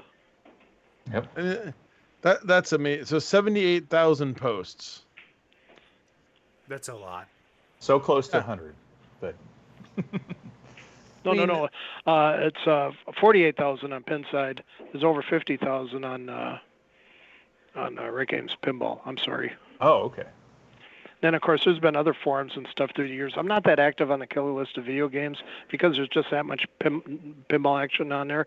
But there's been other forums have come and gone, like the country pinball and everything else. See, country pinball and I think Pinside started about the same time. And for some reason, Pinside took off. And back, 10 years ago, I wasn't even familiar with Pinside. I saw it referred somewhere else. I went over there, and somebody needed help, so I registered and I posted help, which is how I started on Rec Games Pinball. In 1996, I got my web TV thing. So one of the first searches, I searched for pinball, and I run into Rec Games Pinball. And so I started posting there, which is, when Todd Anderson did the article on Pinball News about my 50,000th post, actually, it was about 1,500 before that were from a different email address because of the web TV thing. Right. So they weren't in the total count. Just to put this in perspective for people, 98,000 posts total. If you take about 5 minutes a post, that's 8,000 hours. That's basically 204 weeks of free 40-hour weeks of work you've done helping out the community. So you've spent 4 years of your life, full-time job, just helping people. Yeah, you have a lot of back pay, I think they owe you. Well, and you're missing a lot of stuff, too. There's 4 phones here, Facebook. I've been on a couple other forums. I'm not active on it anymore. I think it went away. There was an aquarium forum, and also there's a Laura Ingalls Wilder forum, too, that I was active on, and that's gone now, too. Wow. Well, I got a life. Yeah, well, of course. I found an email that I sent to you on Pinside in April of 2014, just after the last Pinball Circus. And it says, "Hey, Lloyd, I was the guy who stopped in during Pinball Circus with his fiance and her kids." So okay, I don't even remember. That's the bad thing. Over 50 years, you tend to forget people, and then my being older too, my memory is not what it used to be. Well, I had a guy come in here today that was coming in pre-'87 when my mother was still here and was talking. He couldn't believe I didn't remember him. I said, "Well, hell, you're probably a kid then, and you're a little older, and I'm forgetful." Yeah, I'm like a I don't know, a dozen, 20-time patron. You're not going to remember my face. Half the time we just walked in and played. Yeah. Well, yeah, you don't get to see everybody. And sadly, like if somebody come in 35 years ago, came in, never spent a dime, only came in once, I had to throw them out. Yeah, if they'd walk in now, yeah, that one I'd remember. And kick them out again, too. Yeah, the guy came in, it's probably about 12 years ago. It used to be people that come in more during the Christmas season when they'd be back in the area visiting friends and relatives. Now they tend to come in more in the summer because the older ones have died off. But this guy comes in with his wife. It's like, "Remember me? Get your ass out of here." "Well, I'm married now." "Well, take her with." I'd like to been in that car ride home. "Where are you taking me to next, dear?" I bet he's still celibate. Hey, so I got to ask here, because I was at the fair today, and you posted a picture of yourself at the fair, cleaning a rifle for a 22. Oh, yeah, it's like 1960. I was like 16 years old. Right. So, explain this to me. Shooting range at the fair. Well, there used to be a lot of shooting ranges there. This was 22 caliber, and right down the street was a smaller truck-mounted one. Now, this one my dad ran for Lieberman Music Company. It was between Playland and there was a restaurant called Amaranth going south, and then this was the original arcade. It was in a big metal building with the letters FUN on top. Yep. And they had bought this. I think it was Steve Lieberman. I don't know who bought it, but Steve Lieberman, when he was obviously a younger man, he drove it from Pennsylvania back to Chicago where the brakes went out, and they had to send somebody to go get him. But this was a huge, huge, huge truck-mounted gallery, and I wished I had pictures of it, but they took it off the truck and almost tipped over a 5-ton forklift putting it in there. So, so 22 caliber, this is air, this is light, this is 22 caliber, you shoot gunpowder at the fair. Yeah, these are real bullets. The only thing, they're graphite tips, so they're supposed to turn to dust on impact. We had both Winchesters and Remington 22 caliber rifles on that line out there. Then my dad had the smaller range at his arcade on 8th and had it, and then upstairs on 6th. Upstairs on 6th, he added a BB gun range to it, too. That's crazy. You think of how far things have changed over time. I couldn't imagine .22 caliber guns sitting at the fair now. Yep. Yeah, with the advent of the school shootings and everything else, yeah, that would probably be frowned upon. And when I quit working for my, because he was always, I was a whipping boy, anything went wrong was my fault, and I just got tired of it at the fair. I mean, that was before 94 was open. You had an hour drive both ways, 8 in the morning till 11 at night, and you could start the day in a winter coat and be in 95 degrees and sweating in the afternoon, and have a coat on again by the evening, and after about 2-3 days you're in zombie mode, and I just got tired of it. I told him I wasn't going to do it anymore, and then Lieberman's turned it back into a kind of an arcade thing for some years. Yeah, well, it's pretty. I mean, so the fair here, I won't go into it too much, but for those who haven't been to it, I mean, there's people who make their entire year's living in the 12 days the fair goes on in Minnesota. It is. A lot of them go broke too. They do, but it's a very intense, 12-day event. It's huge. It is taxing on the people that are there. It's fun to visit it. I have a good time going, but you can tell. I mean, there's a lot of people that put a lot of effort and energy into those 12 days.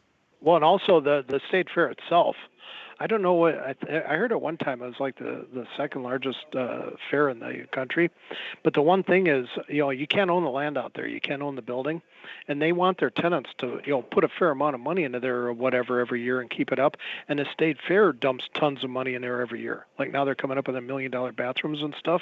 Yep. They really try to keep that thing up and keep evolving it in a good way, and so it keeps looking bigger and better. I mean, it has changed from a farm fair to a more of an urban fair.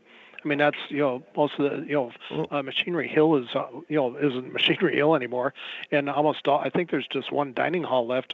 Well, it used to be every church group had a dining hall out there. I mean, the fair is constantly changing, but like I say, the state fair guys have been running this forever. They put a lot of effort into making it better every year. One of my favorite parts, and I won't get too off track here, is at the fair is the machinery part, because you get all the old single shot pistons and the farm machinery. I mean, they fired up the kerosene powered tractor today that had 10-foot tall wheels, and had that thing running today. I mean, it's an incredible event, but. Yeah, they got about a block. I haven't been out there for some years, but the last time they had about 2 block long of really early, steam tractors and, putt-putt, I forget what they call them, single-shot engine early tractors and stuff. And, this is a hell of a thing that they had going on out there.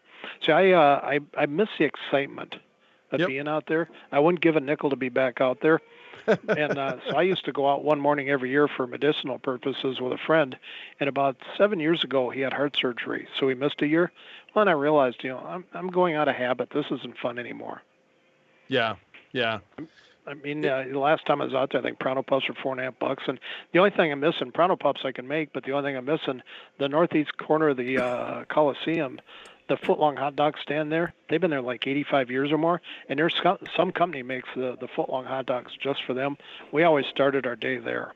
I didn't know that. When I was working for my dad, I wasn't making any money, so Peter's Hot Dogs then, when Peter's actually was running that stand, the hot dogs were nickel a piece.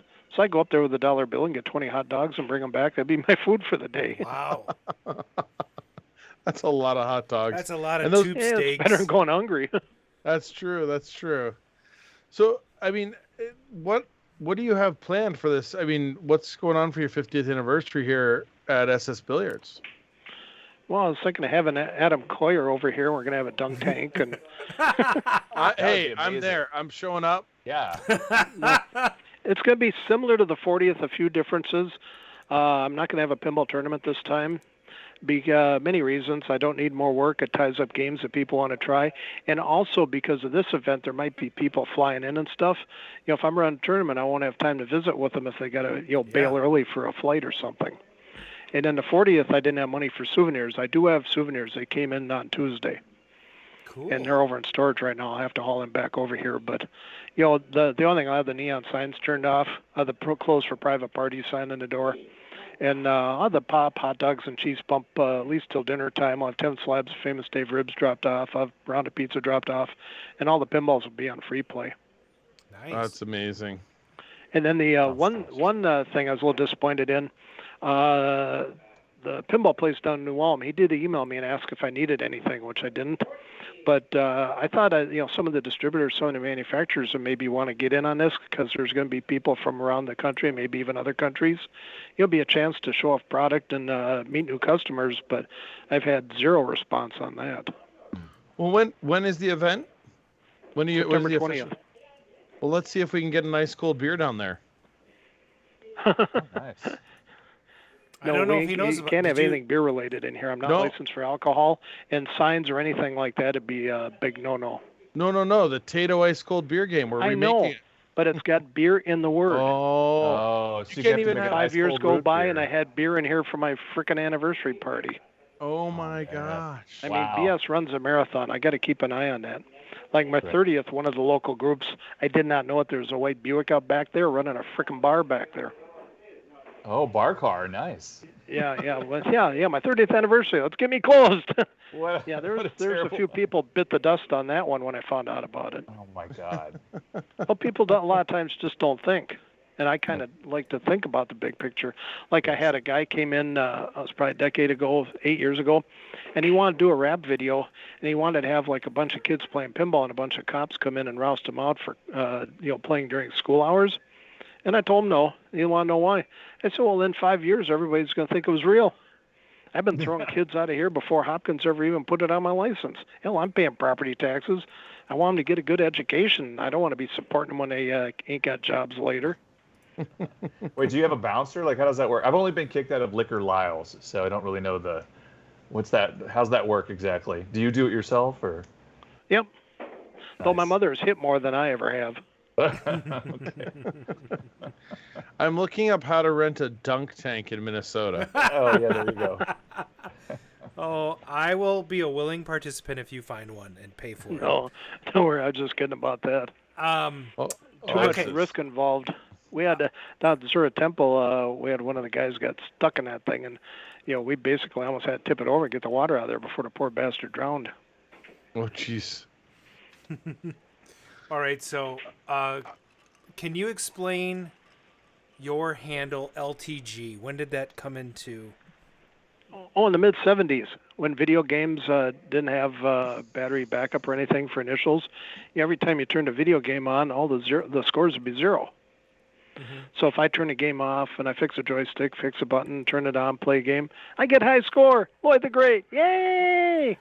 And it was a running gag for years because I didn't want people knowing my last name. And the internet now doesn't matter. Right. But I mean, I come here with money, I leave with money. I never go the same way twice, anything. And in those days, I didn't want people knowing my name. So at some point, I started using that as a gag. And it got to be really funny because people look at that. What's your middle name? The. And it got a life of its own when I started posting on Rec Games Pinball. A lot of the guys they'd have their name, and then they had a little signature underneath, like, from Des Moines, Iowa, or this or that, or different things. Well, I started using the LTG with a smiley. The LTG for my old video game initials, a smiley, whoever was reading it, I hope they're having a better day than I was. And then quite a few times it came up, people wondering what it stood for. Loves Thai girls, little tiny gonads, lost the game. I mean, some of them are just downright hilarious. And I remember Chris Munson posted one time, it was about the fourth or fifth time, geez, do we have to go through this again? Well, in the winter of 2000-2001, David Jersick in Chicago had posted, it stands for Launch Those Geese. And just then I had these old guys who were in here shooting pool, and one had yelled across the room, let loose the ducks. I don't know what the hell they were doing, but when I heard that Launch Those Geese, I was like, that's not bad. And so the first pinball event in March 2nd, 2001 was the Launch Those Geese pinball party. Launch Those Geese. And now you have a little logo and everything. I've learned not to, try to fight stuff or stop it. I just go with it. And it's just, got a life of its own. It's funny, you mentioned Pinball Place. Glenn Von Molesky was on the show earlier this year. But him and John are real nice guys. Yeah, he's really nice.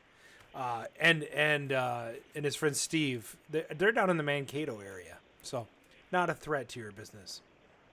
Oh, no. I mean, if they're in town here, I've had people that, well, hear about this, hear about that. I got enough, running my own business. I don't care about anybody else. Yeah.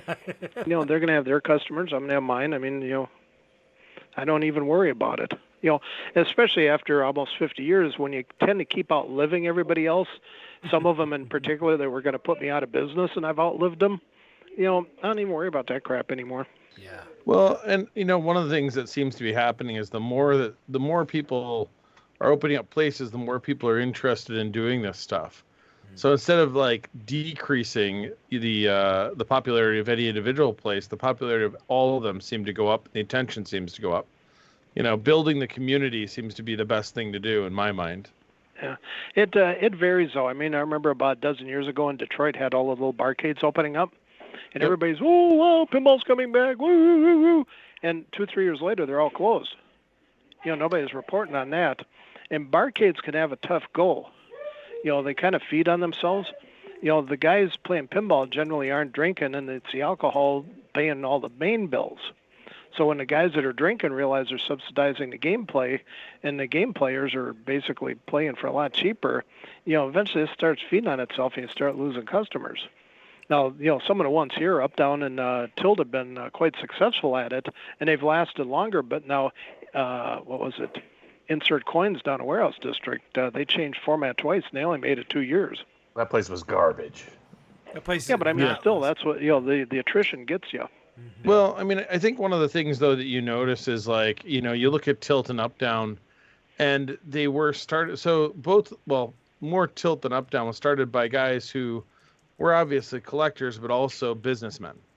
Yep. And so one of the things that I've noticed, at least in the ones that have a really hard time, is when you have collectors going out and trying to make an arcade that is just the arcade they want, without understanding the business side of what is going to make the arcade money, what's going to make it successful, what the costs are going to be. And then they get caught up in, wow, when I have 100 machines running, here's my repair bill.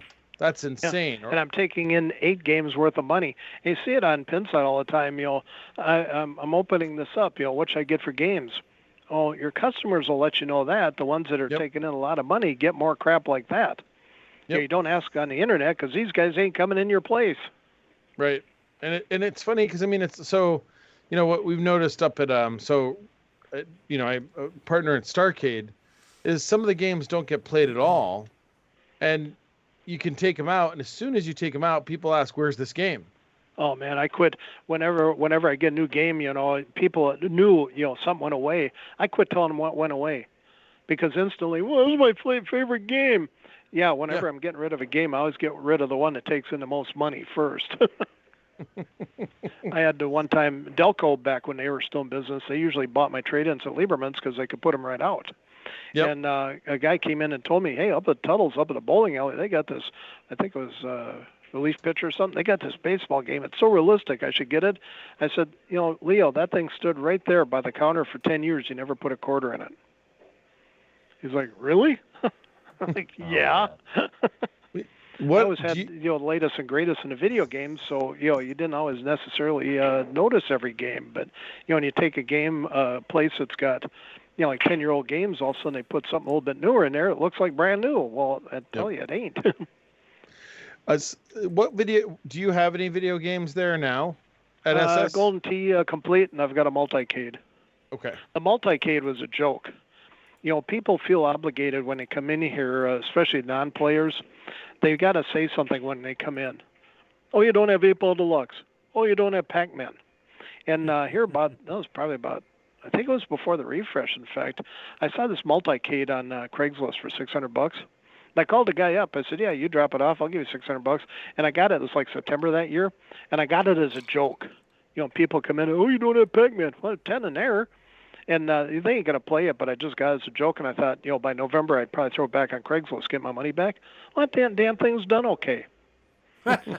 Now, the one thing that didn't, when Williams closed, I'm like, oh, my God, what am I going to do for pinball? Because the only thing Stern had going on was Striker Extreme. And I was buying up a lot of NOS stuff before all the repro stuff was available. I was buying up plastics and playfield stuff on eBay because I thought, well, I could take an older game, restore it, put it on the floor. It'll take in some money, and it'll be sellable. And the first one I completed was an 8-Ball Deluxe LE. I found a brand new playfield. I had it clear coated. I found a brand new plastic set, clear plastics, original pop bumper caps without the screw holes. Repainted the cabinet, brought the electronics up to speed. I had over $5,000 into that project, plus the original. I think I paid $1,400 for the machine. Damn thing is sitting here doing $1 or $2 a week. Oh gosh, I mean, it was sick. And that was the end. I mean, I started selling off all the parts I picked up because, okay, this ain't going to work. And because, like I said, at the time I was hoping that, restore pins, put them out, and then eventually maybe something else come along, like air hockey, football, maybe the next big thing in coin op, which never happened. But I even had trouble selling that damn game. Aaron Getzky up at Pinball Warehouse, I think he gave me $9.50 or $900 for it. And of course, for the longest time after, people were, "Oh, I know you're going to sell it. I would have bought it." You must have missed the for sale sign on it for 6 months. Yeah. Thank God, some of these people should just be hauled out back and slapped silly. Okay, so we got a couple questions. But you in the try chat. stuff, and sometimes works, sometimes not. Like when I tried selling parts for a while, and Terry at Pinball Life helped me, and I thought, well, if somebody needed something in a hurry, or they didn't want to pay shipping on one thing, well, if they come in and got a part, maybe they play some games, and of course that never materialized, so I pretty much got out of that. I love. Well, like I Pinball say, Life. you try stuff, and sometimes it works, and sometimes it don't. Most of the time, it don't. Yeah, I love Pinball Life. They show up at a lot of shows in the Midwest area, and they were at Midwest Gaming Classic a couple times. I've bought lights from them. They have these super bright LEDs, and one of their alt tags on their webpage describes them as bright as F. Bright as F. Well, Rick Bartlett with Pinball Supply. I'm not sure if he hits shows with that right now, post-COVID. Yeah. Or because of COVID. But I remember some of the times he'd be at Expo. Yeah.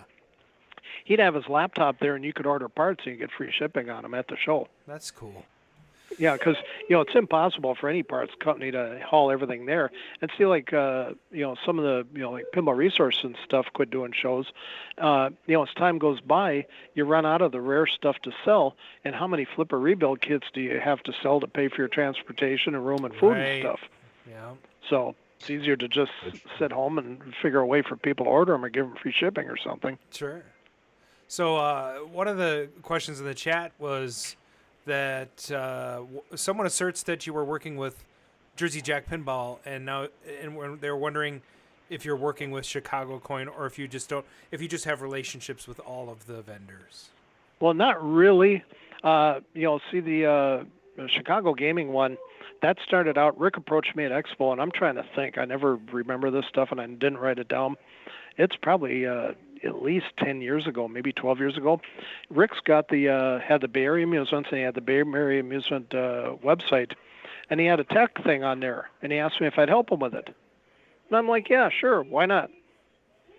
And, of course, this goes back and forth. He wanted to pay me. I said, well, we don't know if anybody's even going to use this damn thing. I said, we're grown men. We can sit down and talk afterwards. And I don't do good with a boss. I don't want to be paid. You just leave me alone. You want to know, just tell me what you want done, consider it done. And then eventually that morphed into a Planetary Pinball Supply. Well, then here 9 years ago in May on the Jersey Jack forum, Jack put me in there from the get-go. And I had no intention of buying a game. I didn't have that kind of money, but so I could help people with repairing the game stuff. I could keep up with the Google news group. And one night, Jack posted on there they needed a new tech guy. And of course, I'm on there all the time, so it's like 3 seconds later, I post me. And then I realized when I read it over a little bit, because I often do this and get myself in trouble, I realized he wanted somebody, in New Jersey in the company. Well, within a short time, it just got a life of its own. Everybody's, get Lloyd on board. Yeah, get Lloyd, this, that, and everything else. So the next day, Jack did call me up and wanted me to be their tech guy. And he flew me out there because I toured the factory and stuff. I was there for 4 days, and because he had asked, how's this going to work? Well, just let me know what you want done and consider it done. The last thing he needed at the time was another salary to pay, and the only thing I get the game. They're gonna have to give me a game for tech support, and so to me, it was a great deal. And then of course, when was it? trying to think, is it 6-7 years ago when Medieval Madness was announced at Expo? I thought, well, now we might have a problem because when Jack asked me to help him, I told him, I'm helping Rick with Bay Area Amusements. That's a problem. We got to talk right now, because just because something better comes along, I don't crap on the people I've been helping. And Jack's like, no problem. Well, when they're announcing Medieval Madness, I thought, now we might have a problem. I'm going to be helping a company because Rick and Doug Duba asked me to help on that. And I thought, well, now we could have a problem here because they're both building games. But then I saw at that time Pinball Sales was a distributor for Chicago Gaming. So I was like, sweet, no problem. So I've been helping Chicago Gaming ever since Medieval Madness was first announced. And then I was still with Jersey Jack until it was about December 4th. I can't think. Tara, sent me an email that I basically had an NDA with them and had a thing in there that, if they sent me a snail mail or I mailed them, terminating the NDA, that 30 days later I'd be done. And Tara let me know that they were basically doing that. So on January 5th, I was done. So I don't help Jersey Jack anymore. And I was not going to help on the pin side on the tech questions and stuff for Jersey Jack because I figured, well, you guys didn't want me. That's your problem. You spend more on toilet paper than you did me. But anyway, I ran into 2 posts where I broke my word to myself, people that could potentially damage their games.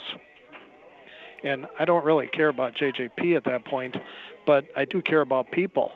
Yep. And so now occasionally if I stick my nose in there and I help somebody, every like 1 out of 3, 1 out of 4 times I'll put on there, be sure and call JJP and tell them to get LTG back, or email them and get LTG back. Or when they had that survey out there, I told everybody, well, in the comments, be sure and tell them to get LTG back. That's awesome.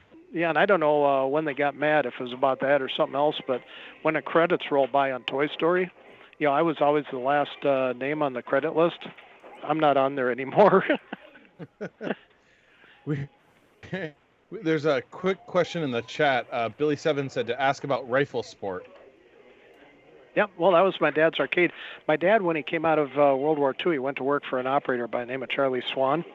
And there's another tech with him. My dad and Claire Nelson were the techs.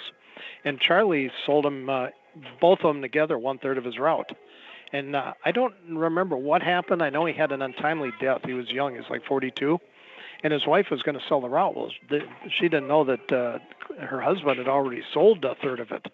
So my dad and Claire bought the rest of it. And then about a year later, my dad bought out Claire's interest.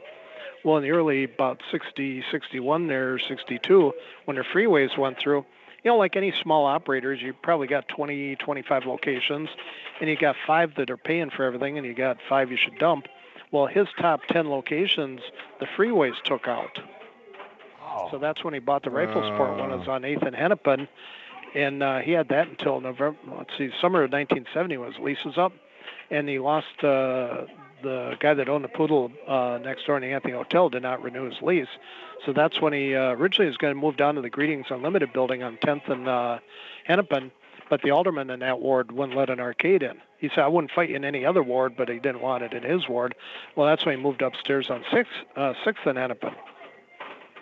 Because that was, I think, Mr. Green or something was the alderman for that ward. And he was happier than hell to have my dad there. My dad had that until, September of 81. And then when he died, my sister inherited everything, and she moved it down 5th Hennepin and renamed it Pops. And then she ran that until October of 2001, she closed. Wow. It's amazing the history that your family has in this. And Billy Seven was just commenting about how it was a huge arcade. There was one other question in the chat. How did you get an original Big Bang bar?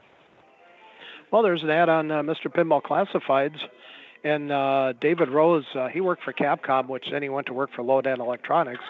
He was selling it for Dan Lodan, and Capcom had abandoned that and the Kingpin in the building, and he'd sold the Kingpin the year before. And so I called him up in late in 1999, and I'm like, yeah, I want to buy your Big Bang bar, because he wanted $8,000 for it. He's like, great. And I said, well, there's one problem. He said, what? Well, I said, I don't have any money. And he's like, what?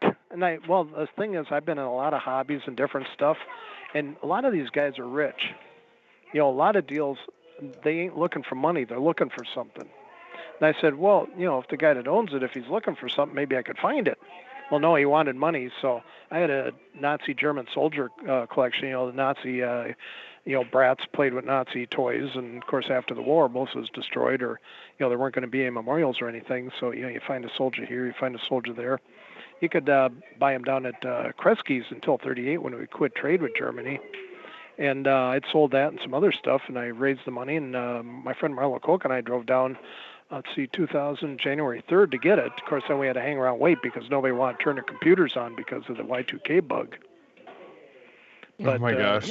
Bought it, dragged it home, put it in the living room. At that time, I thought I was happily married, and the wife went apeshit, and I disassembled it, and it sat in the house in 2 pieces for about a year and a half, and then Greg Allgard helped me put it back together, and I've been using it ever since. It's a cool That's game. awesome. Hey, excuse me 1 second. Hey, you want to tell that guy he left his phone? I love this.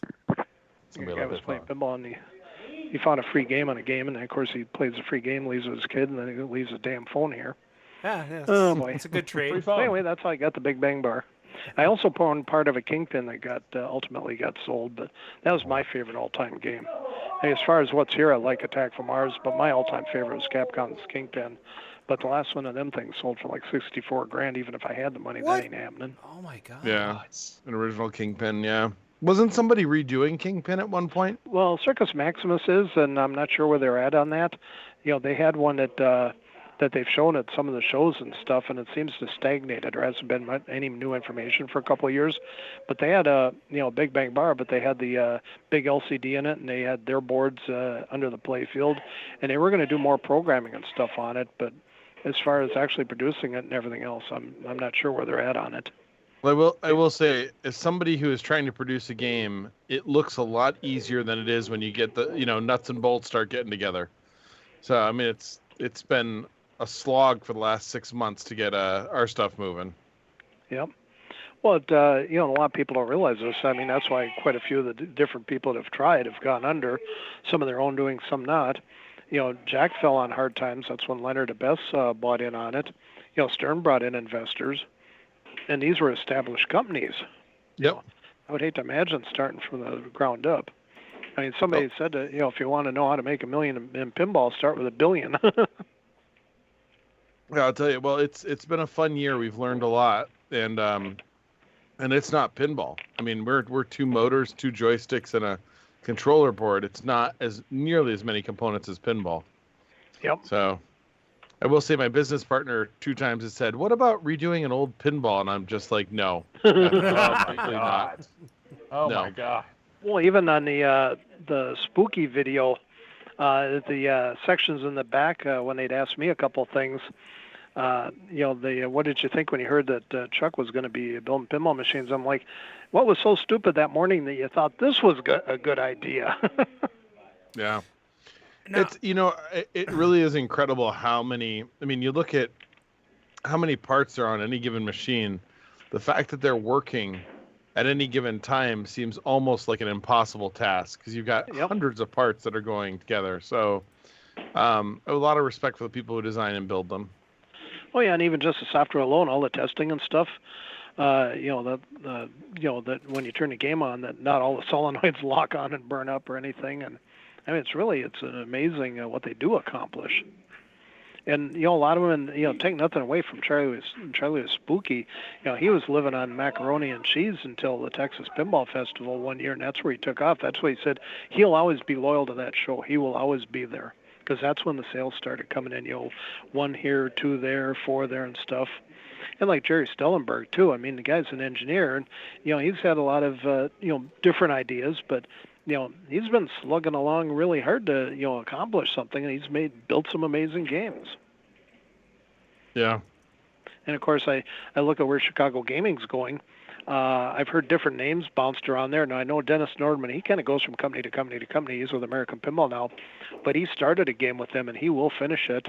And I know they hired Mark Ritchie, and I believe Ben Heck and Spooky. And I don't know if they're working on 1 or 2, but at one point they're talking like 10 remakes, and they reduced that to 6. So they've already done 4s, and they will keep the ball rolling. They're going to be moving into their independent titles, which is I'm glad that I'm left with since I'm not with JJP anymore. I'm with the guys that really love me, and it's a great company, and always be honored that I got involved with them because of Rick Bartlett. Yeah.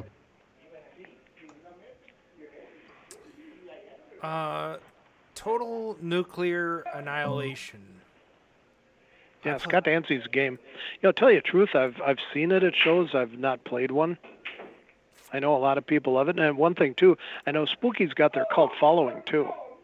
Their games sell out. People do love Charlie and what he's done and their games. Now, is that?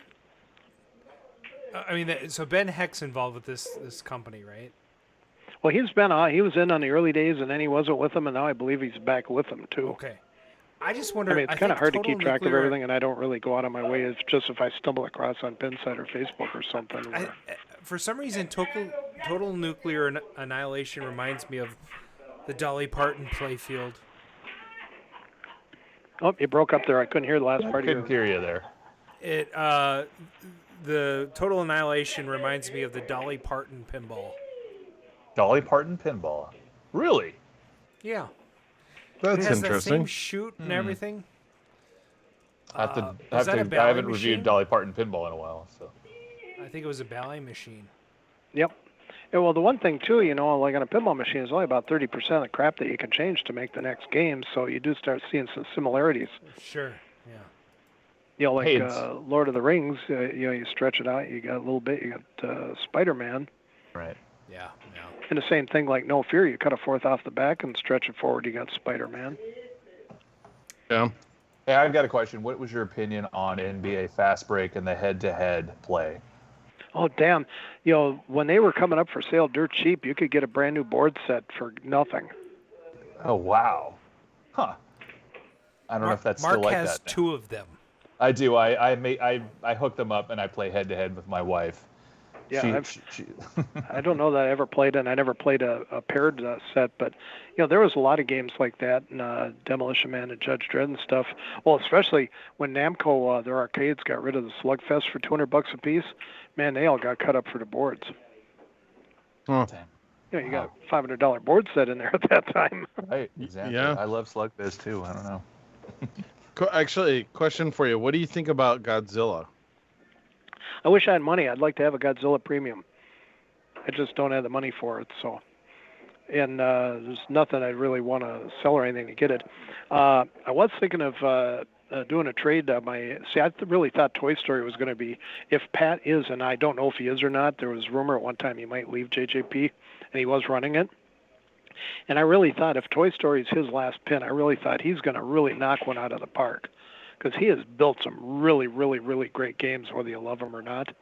And I was thinking, I'd have to sell my JJP Pirates to get that. But I had a guy approach me. He was locked in on a collector edition. And we had talked about trading. Now, he'd be getting more value. I'd be getting a new machine. So as a trade goes, well, we each got something. But when I saw what Toy Story was, I said, no. You lift the playfield and look underneath and look at the playfield underneath on Willy Wonka. It looks like half the game. And I know a lot of people are going to love it. A lot of people say it shoots great. A lot of people are, et cetera, et cetera, et cetera. And I got no problem with that. The only thing is, I think it's just, if it was $9,000, it'd probably be better instead of 12 for the limited edition and 16 for the collector. It just doesn't, to me anyway, maybe people feel different that are buying them, but if I had the $12,000, I'd be putting it into something else. Yeah, well, I mean, what's crazy now is like the Sterns are going. Well, the Godzillas are going for more than list.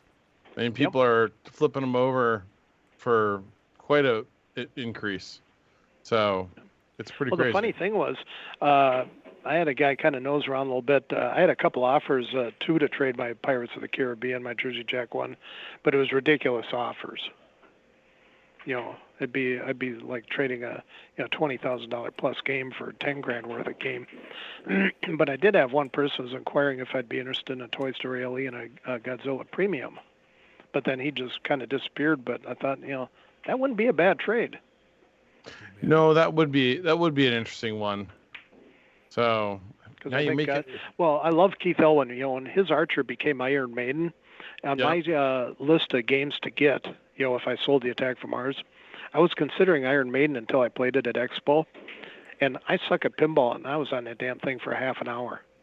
I thought, man, my guys are going to eat this thing alive. Yeah. But it is a great game. Take nothing away. But the only thing being that it was his Archer design over 10 years, I thought, well, wait and see. He might be a one-trick pony.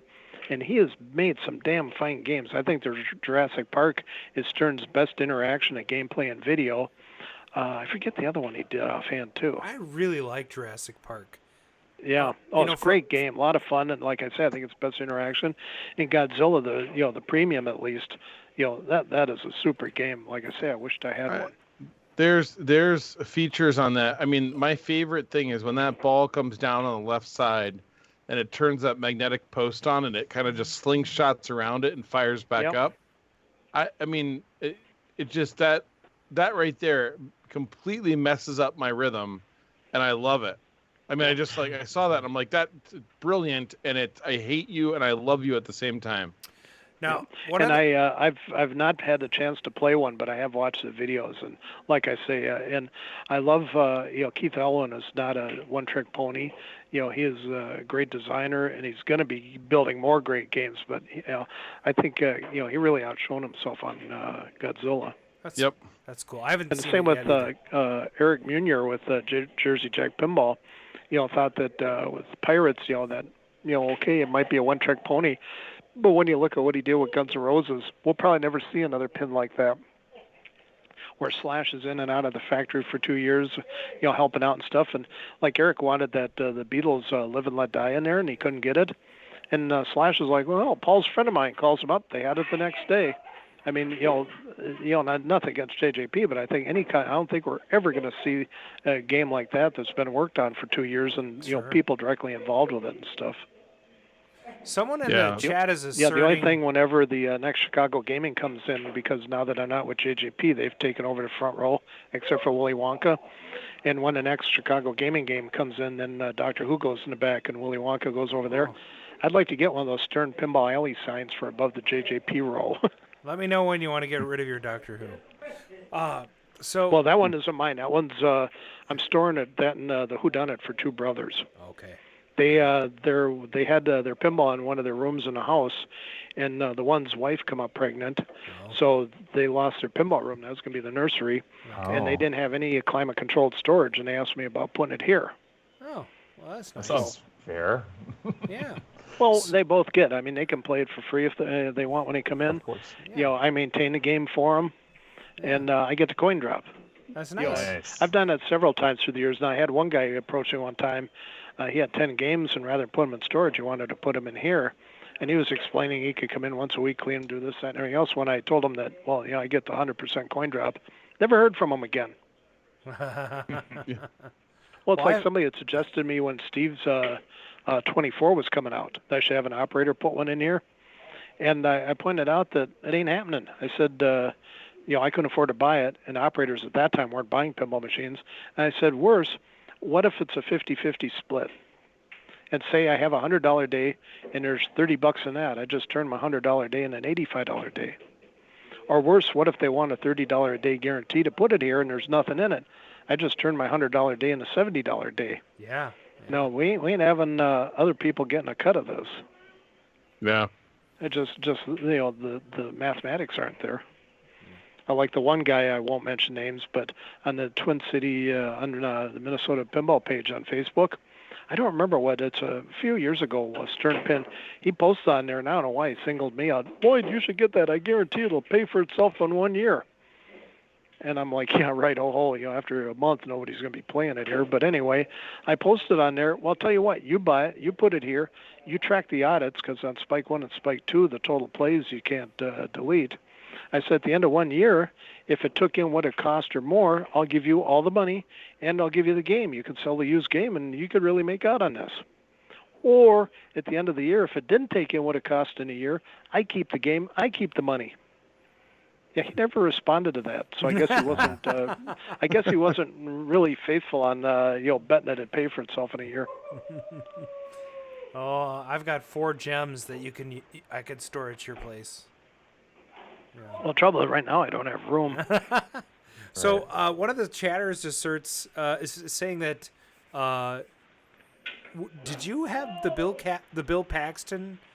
Ben No, I did have, a couple of years ago, the first time I got closed for COVID. Now, that game was very fragile. Ben Heckendorn was amazed that it lasted 4 years here. Yeah. And that had some issues. And if I would have fixed it up, I don't know that I would ever used it here again, or maybe just events. Sure. Well, when I was closed the first time for COVID, I don't know how long this is going to be. I don't know if I'll ever reopen. And I got bills come in, whether I got money or not. And I thought, no sense paying to store this thing. That was the first thing I sold.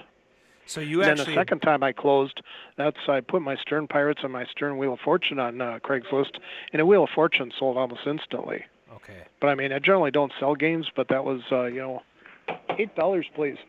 That was one time when I know I'm gonna need some money here because all hell's breaking loose and I eat, the dog hang on a eats, the second. landlord Let's like back to have up. money. Can we back up just a second? So you ended up with the Bill Paxton pin. You bought that from Ben? Thank you. Yeah, that was with a refresh. Chris and Lemio that did the refresh, and Jim Seamers went and picked it up. Yeah, I bought it. That was my game. Wow. And I had it on the floor here for about 4 years. Wow. See, Lloyd, this is my punishment for not coming in for so long. Yeah, and that game got more complaints than any other game I've ever had in here. And I put it on the side wall, on the north wall, so the speakers were on the side of the head so it wouldn't be so obvious. Yeah. But that had a lot of racy comments and stuff, and I had more people complain about that. Now, like my Walking Dead's got the bootleg software in there. It's from the series, not the Stern actors and actresses.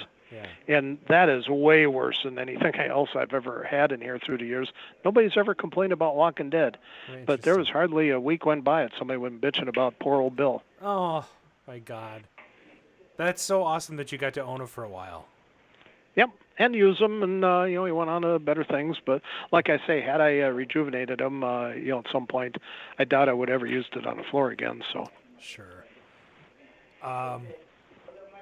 Well, you guys, any last thoughts? Any last questions? Lloyd, thank you for Yes. being there, all you've done, and your contributions, because they really are amazing. So thank you. Hey, I do have one comment. Why I think of this now too. How sometime I'll be thinking of something's really funny, and it turns out the exact opposite. On my pin side on the 25th anniversary thread, I pointed out, hey, if anybody needs to know what to get me for a gift, get me one of those Stern Pinball Alley signs. And this was late at night, and I thought it was really funny. Oh, man. Right away, a guy posts, well, let's get together and get him one. I'll put up the first $1,000 and on and on. And I'm like, oh, my God, this was a fucking joke, guys. Like my Punchy the Clown and my EFL.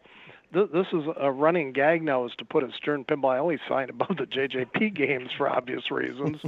And I kind of got on there, after it already gotten a few posts. I point out that, at the time I thought this was really funny, and I'm sorry, and I promise not to do it again type stuff. And no more comedy. Oh, it's funny how sometimes you do. Well, it's like my initials. You do something, and it just gets a life of its own. And I mean, guys help me on a refresh. Guys help me buying a gift certificate, stuff with COVID. I mean, I don't want to look like I'm going to the well all the time. Like, unbeknownst to me, the second Pintastic, some people chipped in and wanted to send me out there. I knew nothing about it. My internet speed had slowed down to a crawl, and about 8 o'clock that night, I just gave up on the internet here. And the next day, I always check email first for tech support. I had an email from Gabe. He's like, hey, guys want to, pay for your way out here. Would you come? I'm like, well, airfare and to and from the airport and a room. Yeah, I'll come out. And of course, when I got in a pin side later in the day, here's one guy he complained, well, here he is again begging for money. And I'm like, I didn't even know about this. There's always a guy like that. Oh, and the other ones, like the refresh, Chris did that on his own. He asked me, but I'll go ahead. If it works, fine. If not, because there was one out in California that raised like $87, so I didn't really have high hopes. And like I say, Chris is the one that did the asking. I wasn't even asking on that one. I did get the benefits of it, no denying that. But yeah, that's why I say when I was kidding about that Stern Pinball Alley sign. Well, even there's a couple of times people wanted to chip in and get me the Punchy the Clown, and I'm like, no, guys, this is a running gag because I've been giving Fred Young crap about this for forever. When he did that, I'm punching a clown, that high-pitched whatever. Mm-hmm. When Game Plan had their roundtable meeting of he was there and other people, what they were going to do, he had made up that stupid sound as a gag. And when he started with it, everybody at the table loved it, and they put it in the damn game.